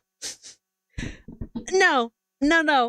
You don't get to have Layla after the shit that you've been talking about Varessa and fucking Linnea of all characters. Any given comment section on the internet. Like, I'm the only person who sees this game for what it has become. People just refuse to be critical of this game despite enjoying it and knowing... No, we can be critical of the game without making up shit to, like, prove your rhetoric. Like, I'm sorry, but there has to be something inherently wrong with you if you're looking at Linnea's trailer, looking at her cuddling up to all the girlies, having cuteness aggression, which everyone experiences, by the way. That is a normal thing for everyone to experience. Have you ever seen an extremely cute cat or a child, a really small, cute baby, and just think, wow, that thing is so cute, I might just squish it? That's cuteness aggression, and it is the most common fucking thing anyone will ever have. But the fact that you looked at Linnea's trailer, looked at exactly what was happening. She was clearly going through cuteness aggression, which cuteness aggression can be really, really, really, really strong if you're neurospicy. Like, I'm calling her out, but my, like, wifey gets cuteness aggression, and that's just because brain can't handle how cute thing works. That's how brain works. Wifey will bite me, and it's not just because, you know, she's biting me for the sake of being a bitch. She's biting me because she doesn't understand how else to process it. It's just cuteness aggression. That's just how it works. Don't fucking clip that. Calling her out, but, like, you know, reacting to bullshit. I didn't realize you renamed the stream. Yeah, you bite things that are cute. I don't care what business you're standing on, your ass to ghost. I liked the game and found more and more things I didn't like, found it frustrating with the game, and guess what? I just stopped playing and moved on. Yeah, exactly. Wait, who are we biting? What? Wifey, I was explaining, like, cuteness aggression for people that are neurospicy can be really, like, overwhelming. So, like, with Linnea, who, according to this person, has autistic traits, something like cuteness aggression, they won't know where that line is. That line will be very blurry. Any of you... Yeah, so, like, I'm using you as an example. There are times where you have found, like, we've had super cute moments, and, like, you've clearly had cuteness aggression, and instead of, like, knowing how to express it, you've just bit me. I have no issue with it, because I know that's how your brain works. But, like, everyone bites Neru this... I am calling you out directly. But That's because you're my wife. So, like, it's just how it be. Like, it is still bullshit. Yeah. Like, I mean, you guys see me around Miku all the time. There are moments where Miku is like the cutest fucking ball ray of sunshine on the internet, and I want to squish her. Like, I don't get cuteness aggression like super strong because, like, obviously that's not how my brain works, you know. But they wanted to cuddle a child, finding it cute doesn't only. Yeah, it doesn't make you anything. Like, there's a lot of things that get thrown around on the internet now, and I feel like people do not really understand the weight of their implications.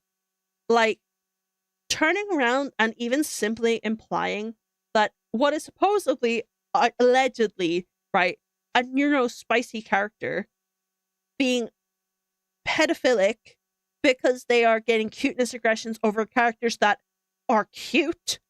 The Melazines are cute. It is a known lore fact. They are cute. You can have eyes. You can see them. They are cute. It doesn't make you anything. You just think they're cute. Linnea wanting to touch Melazines doesn't make her creepy. Like,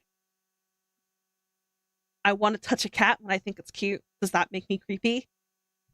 It's the fact that she thinks they're children too. Yeah, that inherently just tells me that there's something wrong with you. You know? Like, there's no implication that these Melazines are kids. Like, some of them, sure, probably. And like, but like, some of these Melazines are the fucking police. All of the Melazines are the fucking police. These Melazines have jobs. These Melazines are actively helping Neuvillette run Fontaine. What? Cedrine isn't a child. Okay, she might look like one, but she's not a child. And even if she was, let her be cute. Huh? No, they do like children, but that doesn't necessarily mean they are children. So, like, for someone, an outsider, maybe, yeah, that might look really weird. Hey, why is this character snuggling up to kids? But a really quick Google search on what Melazines are would probably tell you, oh, okay, they're not kids. Like, it is wrong to connect it to, yeah, it is. It's a fandom and a community that I sometimes feel like I don't belong to. Like, I should have left it a long time ago. You should. That's just a straight fact. This is not being mean to the creator. I'm not being mean to the creator. It's just a hard fact. The Genshin fandom should have died a long time ago. I can't stop playing it. Maybe it's an addiction. The Genshin fandom hasn't been nice since fucking Sumeru, man. Characters I want to get in the future. Maybe I find the gameplay engaging. But ultimately, I think for me, it comes down to wanting to see where this story ends up, even though it continues. That's why I keep playing it. I'm interested in the lore. Time goes on. I think Genshin I really want to see the end of the lore. Core with the missing sibling, and they strung us along just enough that I was invested, giving us hints of the sibling only a little at a time, all culminating in a quest called Bedtime Story a couple years ago, which is one of the only Genshin quests that's ever made me cry. I want to see the traveler reunited with their. You didn't cry at Fontaine or Sumeru? Bitch, I cried at the end of that one. The end of this journey. I want to explore Snezhna and Conria. Even though Alice's design ended up being a little copy-paste, I adore her and I want to pull her. Alice's design is perfect. I won't listen to it. I want to see Dainsleif become playable and hopefully introduce a new element into the gameplay. Who knows? If you are in the grand old year of 2026 and you have a feeling that Genshin is going to add a new fucking system, no. They couldn't even be bothered to add new reactions. These, oh, Lunar Crystallize is a new react. No, it's not. It's literally just Crystallize with bigger multipliers. Stellar Conduct is just exactly the same as Superconduct with bigger multipliers and a funny text font. I think Dainsleif is good. Dainsleif's Pyro. Y'all know this, right? It's very, very apparent in the small amount of fighting we've seen with Dainsleif. He's Pyro. They're just gonna do what they did with Skirt and be like, I hide my power behind Pyro because I don't want the Heavenly Principles knowing that I'm Conry. Like, I've been going for 2 hours. Yeah, we are Blitz. Genshin will continue to disappoint me. Maybe there are good villains left to meet. Only 2 left realistically to become playable. Well, it'd be really funny when Picholina actually becomes playable. I don't think he'll become playable. And what the fuck is Pantalone and gonna maybe do? A playable woman in a freezing cold climate will be wearing a bikini. I'm still gonna be pissed about that. But it's quests like yes, this was before Snezhnaya's thingy came out. Yes, Fish, I do think that does make you king. They give me very cautious optimism. I know that Hoyo is capable of amazing storytelling. That's what makes it so frustrating every time this game lets me down. But Hoyo, you've still got me for a while. Nice going, you made me addicted to your game, but the good stuff still makes me want to stick around for a while. Even if it's only to watch my favorite little guys run around in my screen. Bro, I bet you they were really upset when there's only 4 men coming out of thing. Oh man, that really sat through that whole thing. Vigilante probes spelt wrong would be playable for short mail. Ah, well, Blitz, I hope so, but I doubt it. I think he will have a robot. Bruh, what the fuck did I waste 3 hours watching? That really took me 3 hours to go through. Holy shit. I was about to say, like, you tiny? Yeah, Tom did. Bro.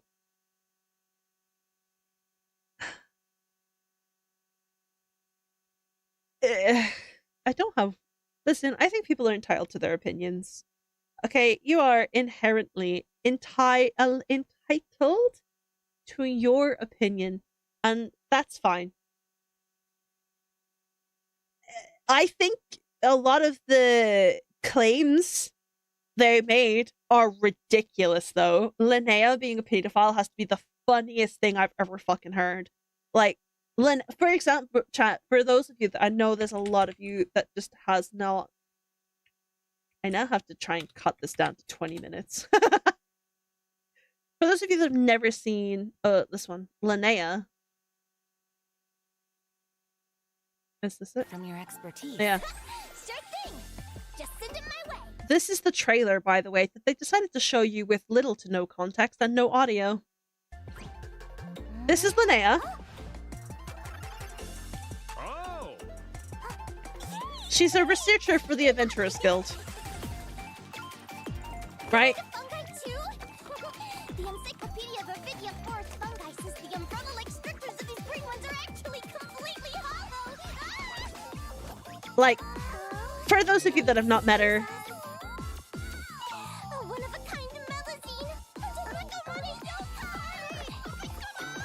she would be nuclear pedo. Yes. Like, what part of this trailer is given pedo? Like where? Like where? Do tell me. Is that what I think it is? A rare breed of white capybara. Like, also I love her trailer. It's so cute. Her and Lumi are so cute. I still love the aspect ratio, but like, where? Like, huh? So like, you tell me, for people that have not met her, she's a shiny hunter. Yeah, she's literally a Pokemon fucking trainer. She's just a Pokemon trainer. But like, for those of you that have never met her before, you tell me what you think her character is. You give me your quick explanation as to what you think she is. Also, there's her skill. Complaining that they don't show you gameplay aspects anymore. That was Linnea's skill. The funny flying things was her ult. She's you. Thanks. Huh? There it is, Adla. A slate umbrella, Finch. Your hairdresser tricked me! She's so cute. Like, she's so cute. Where the fuck are you seeing pedophile? Huh? For those of you just joining, we watched the whole thing. We watched the whole thing about how that character is. I am obsessed with crane games, and We know, Connor. Like, One last. spoilers to the previous video. Oh yeah, I'm Japanese now. Stop. She's your mate's avatar? No, she's a character from Genshin Impact. The Sea Dog VA, I know. Like, I'm surprised didn't turn around Stitches as Zufal considering the same reaction to the capybara. No, that wouldn't have fit their rhetoric. How dare you? Connor, you're not invited to the function. Stop showing up. Can Connor invite me to the function? Connor's so sweet. I've met him once before. He's so nice. Konnichiwa, stop! Cut it out.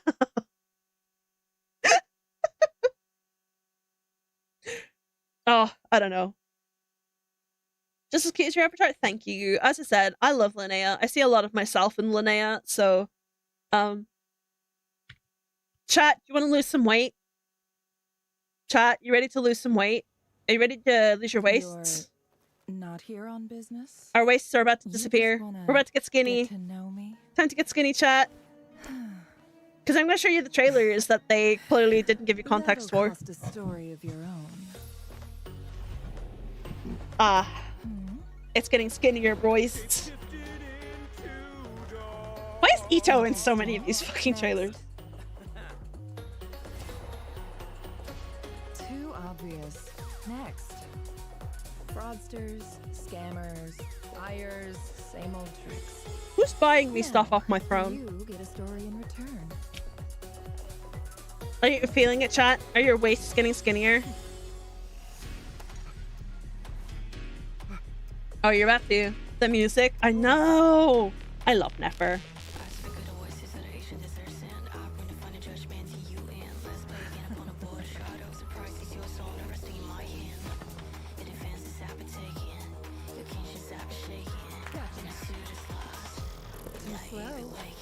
Like... Oh, do you feel it, chat? Do you feel it, chat?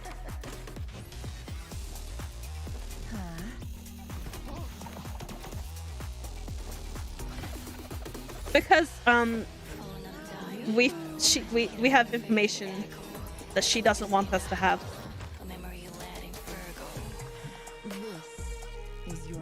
Like, is it sexy? Yeah. Is there fan service? Yeah. I'm not denying any of that.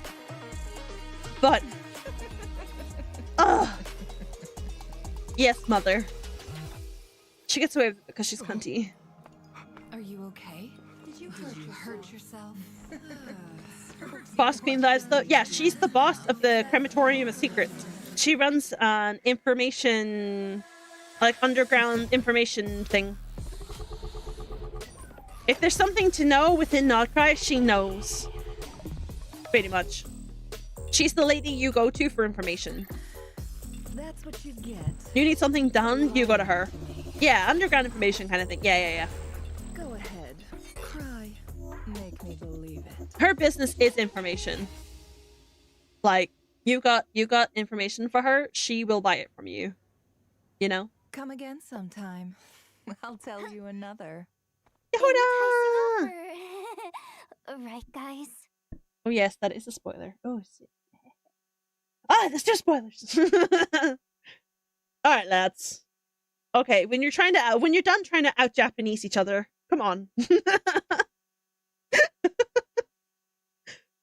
the other one? Oh yeah, Shilonen. I've shown you Shilonen's before. Oh man, that is a spoiler for Starrail. Who's the other one? Veressa. So Veressa, I fear they did make a good comment. That's not Japanese, is it? Wifeys, I'm gonna say it wrong, but I do believe it was Turkish. I think Arabic. Yes. It is. Is it just Iranian Turkish? I was close. Yeah, again, because we just, did you just call me Arabic? No, I was asking the symbols. Is that not the similar? No. I'm just asking. No. I'm not calling you Arabic. I'm not fucking stupid. I'm saying the text. Is that not? I said Turkish first, by the way. Persian. Okay. No, I was talking about the alphabet. I was talking about the alphabet. I wasn't sure. I wasn't sure. I can still make it. I can still make it. I wasn't sure. Did it show over to the principal's office? Yeah. I fear. Yeah, this is for... No, I don't speak French. This is chat. Friendly reminder, this is an English-only chat for a reason. Excuse me. Hi. Hello. Before you guys start fucking spiraling it, you know? Wife! Okay. It's an English-only chat for a reason, guys. Okay, I'm just ignoring you. I'm gonna watch Baressa. I'm watching Baressa. There you go. I'm just gonna enjoy my fetish cow because I play my misogynistic game. I didn't realize Effie was in the trailer. Because I'm watching my misogynistic cow lady, who's only used in the stories to eat fuck tons of food. Because, you know, she's a cow, and cows eat food. It's more misogynistic to say that she shouldn't be eating a bunch of food because she's a cow. It's misogynistic, but what gacha game is it? Baressa has the best music trailer, though. Saying. Just saying. Her music is so good.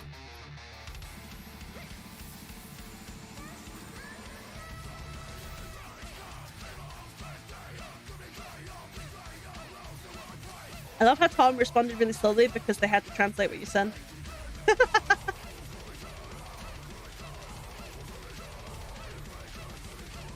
Also, showing parts of her skill. Jen showed her skill in the trailer, by the way, and her ult. I'm pretty sure her ult was shown there too. Where is she?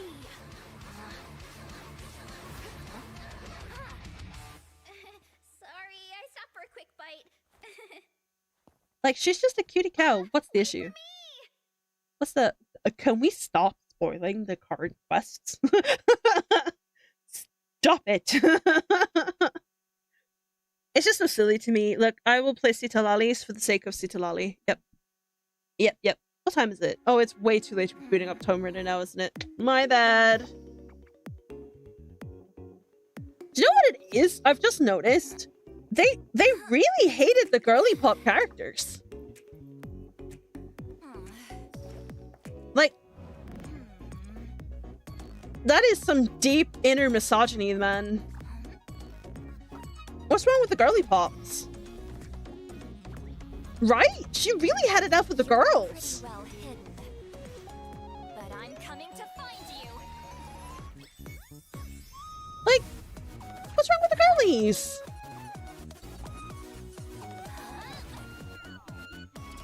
As I said, I'm not hating on the creator. You're allowed your opinions. Your opinions were wrong, but like that's okay.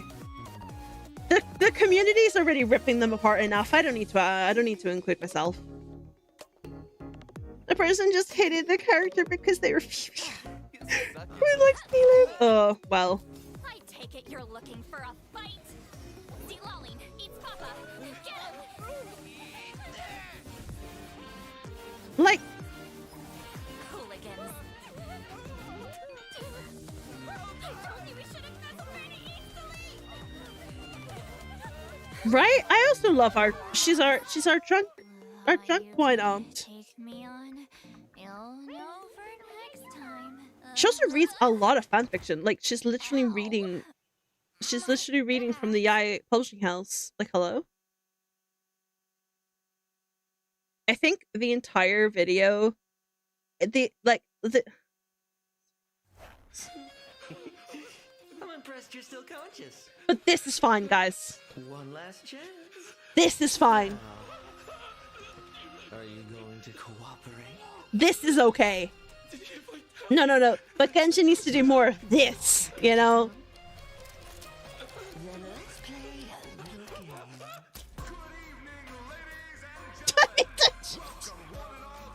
game. Okay, guys. Okay. It's not even guys, it's just wife. 6 chambers, 1 bullet. Your odds are down to 1 No, but this is okay. Like, don't get me wrong, I love Lohan, right? Next topic, venue security.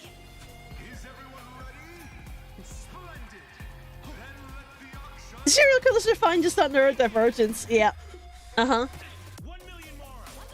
The implication that Lohan just slit that guy's throat, by the way. Where's Misty to join me? It's Monday, Misty's day off. 7 million. 10 million. Thank you, ladies and gentlemen. Next up, the like, piece we've all been waiting for. Last question. Tell me about the final item. For many, no doubt, tonight's real target. God, he's so fine. Modified to remove all firepower restrictions. A true work of art, huh?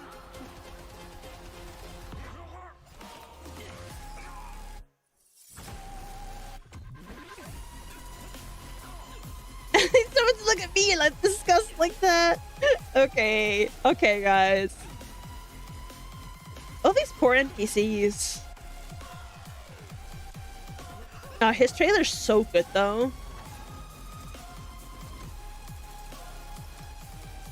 Like, oh. Finally, your reward. Switching places with the auction item. A real masterstroke, if I say so myself. Master stroke. Kid. Well, you can't deny that he's won us the Northern Intelligence Network's respect. Yeah, it was nothing. No need to thank me. Very well. But there's one last thing. Where's the item you removed from that crate? Uh-huh. I turned it into a true masterpiece. This is fine. I do love Lohan though. Like, I love whatever's wrong with him. Then I appreciate both worlds. Like, Lohan can step on me, but never can also step on me. I'll just get to the desk with them both. Oh my god, guys. Okay.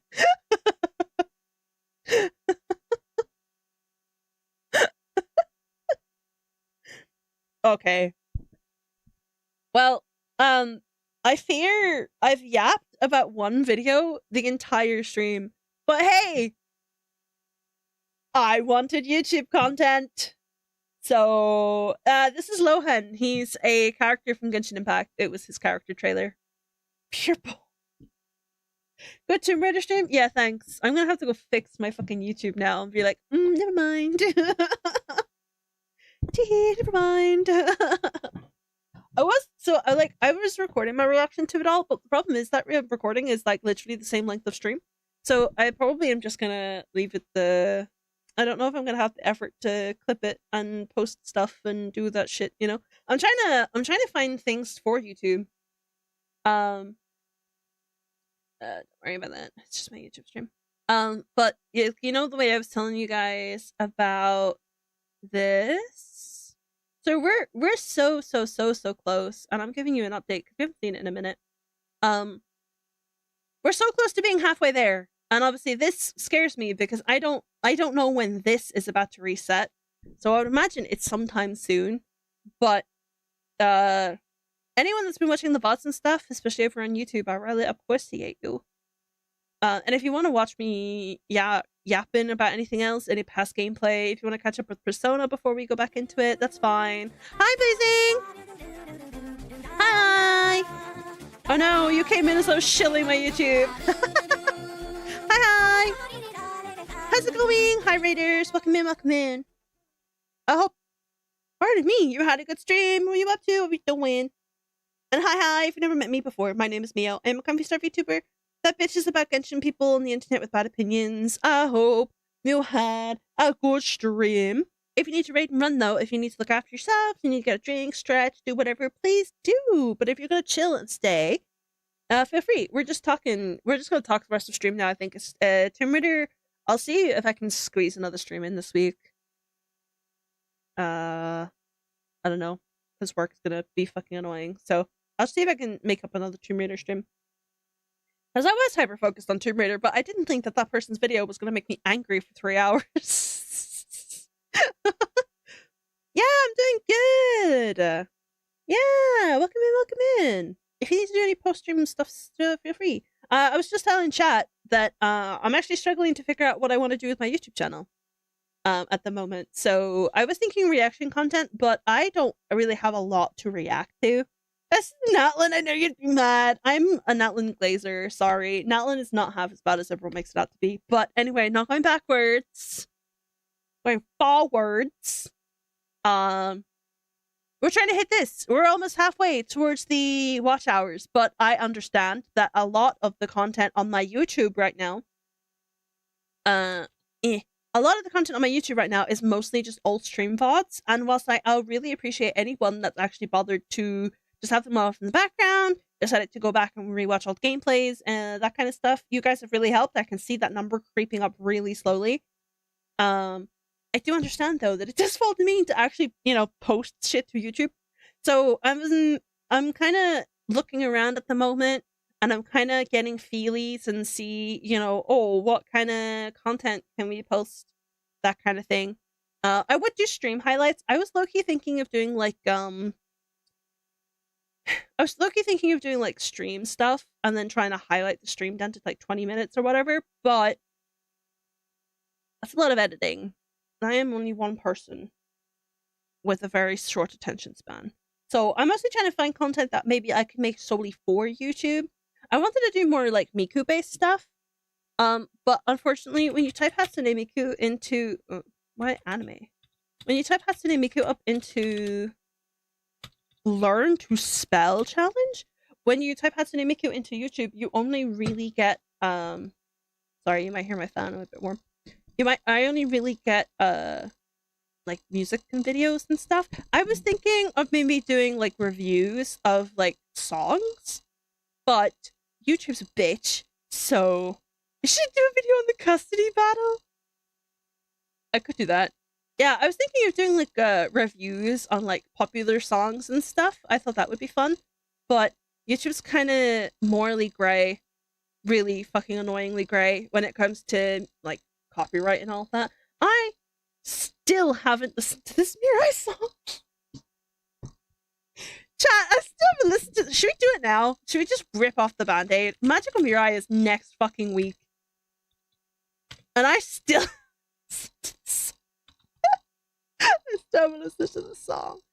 Should we do it now? It's got 1.1 million views in 3 weeks. That tells me it's really good.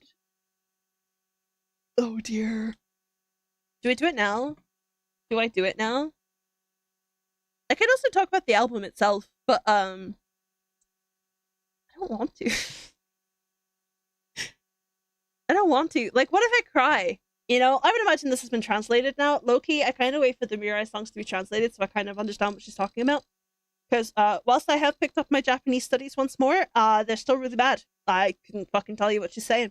So I tend to wait for them to be translated, but I don't want to click it. I'm not gonna lie. I just don't. What if I just don't click it? What if? What if I just leave it and give you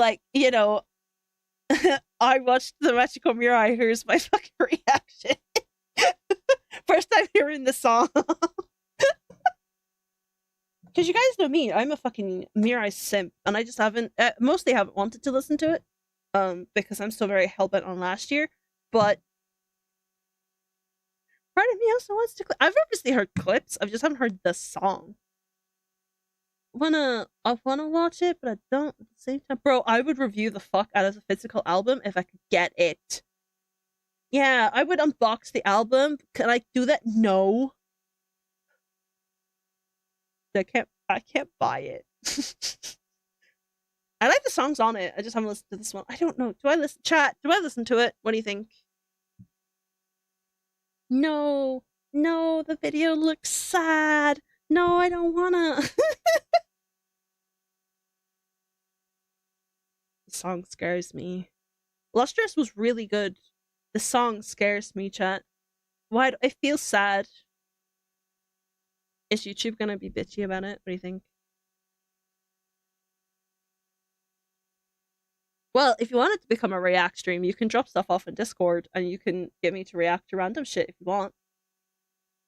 If you want.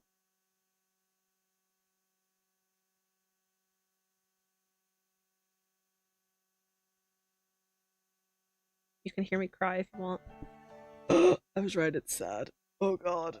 Hold on, I'm not ready. I'm not ready! I'm not ready. I'm not ready.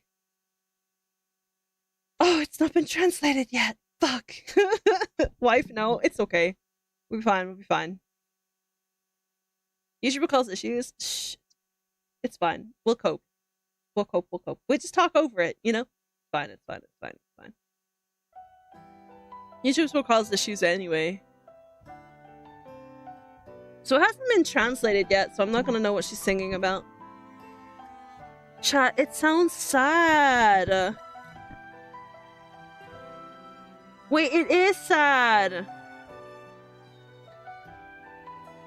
I realize I have to keep talking over it so it doesn't get caught. Actually, I could turn it down a little bit as well so it doesn't get caught, just in case, but...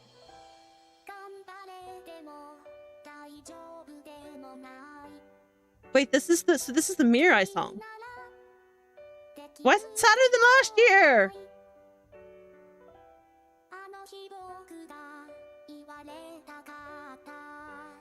Oh, the song's gonna hurt. Wait, maybe I don't want the translation for it, you know? Maybe we don't need the translation for it. Man, Lustrous was really sad to start too. What's with the sad Mirai songs?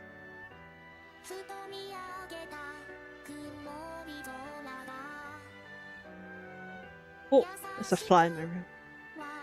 But the art's really pretty though. Like, oh my god, the amount of wallpapers I'm gonna screenshot later. That's so pretty.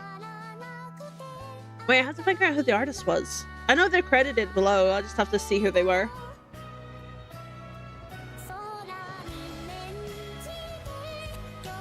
Oh.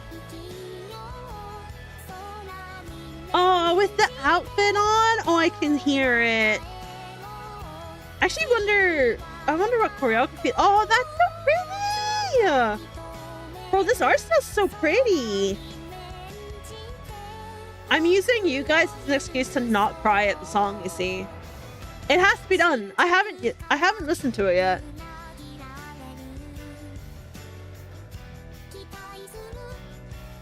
What do you mean rip the YouTube? There's no way they not nuked it that fast.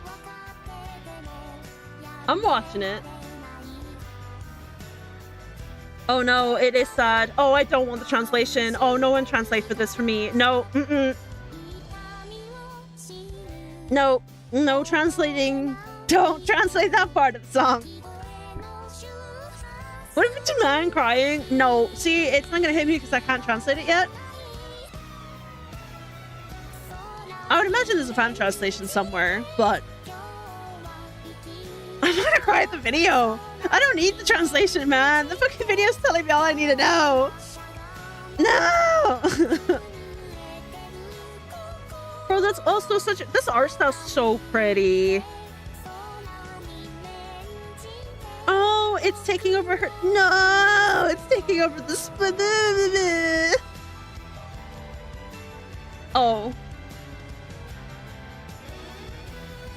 Man. That's really pretty though. Oh, okay. What happened to the happy songs, guys? Why are we in the Vocaloid depression again? Let's just be a really happy song and I'm just not understanding any of the lyrics yet.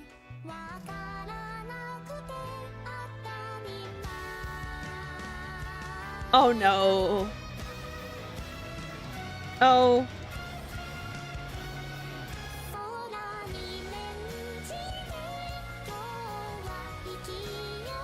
Man, the video's got me tearing up.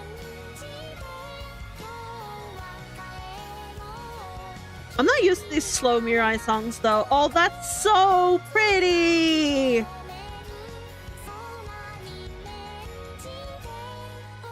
Oh my god, that start was so pretty! Man, this Mirai is gonna hurt. I'm telling you, if they don't play Shoujo Rei at this Mirai, I might just do it myself. Like, oh, okay. Oh, okay. Well, we've gone straight to Sekai. Damn, that was fast. Bro, I want an artist. Bro, artist, cute. Illustrator and this one?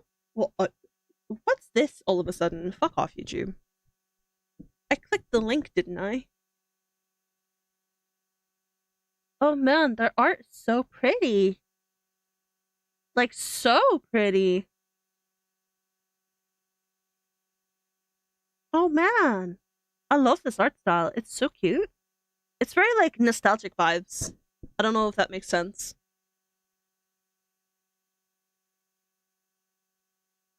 Oh man. New artists to keep up with. Oh.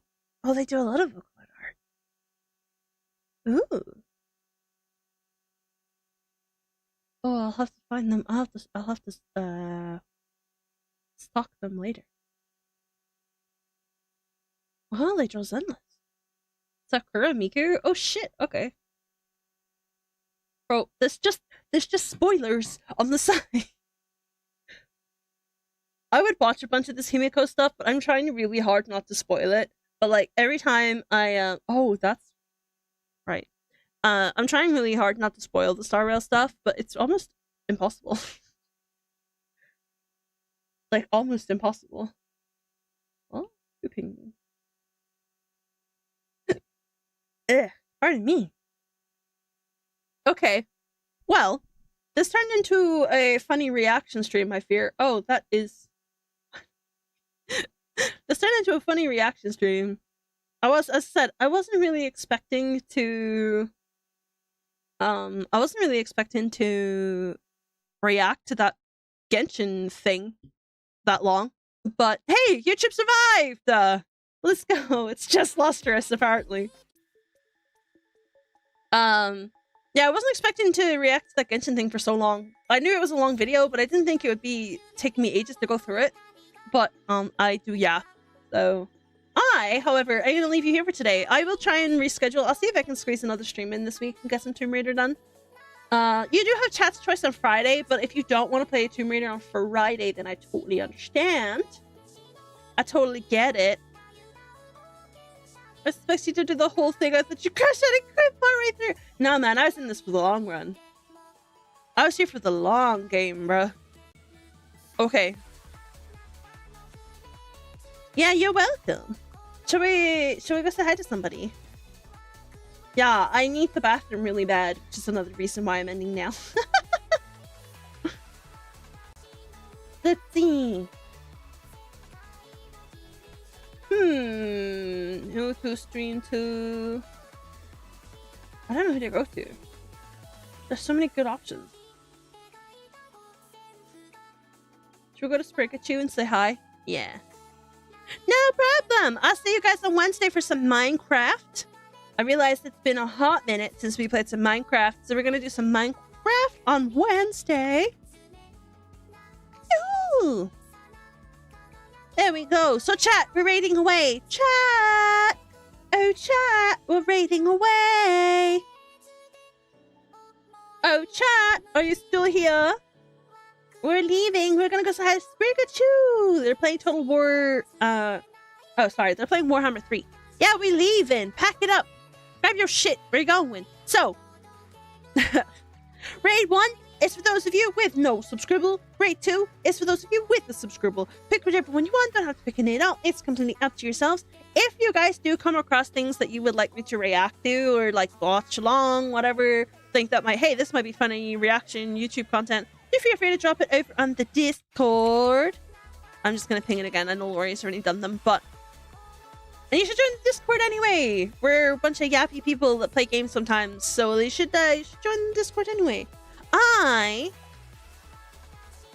will see you guys on Wednesday for some Minecraft. We're gonna go back to Minecraft. I think we have the Nether to look into. I don't quite remember, so you'll have to remind me on Wednesday what we were up to. And if I don't see you on Wednesday, Look after yourself. Stay healthy, my goobs, and I will catch you on the next stream. Bye bye!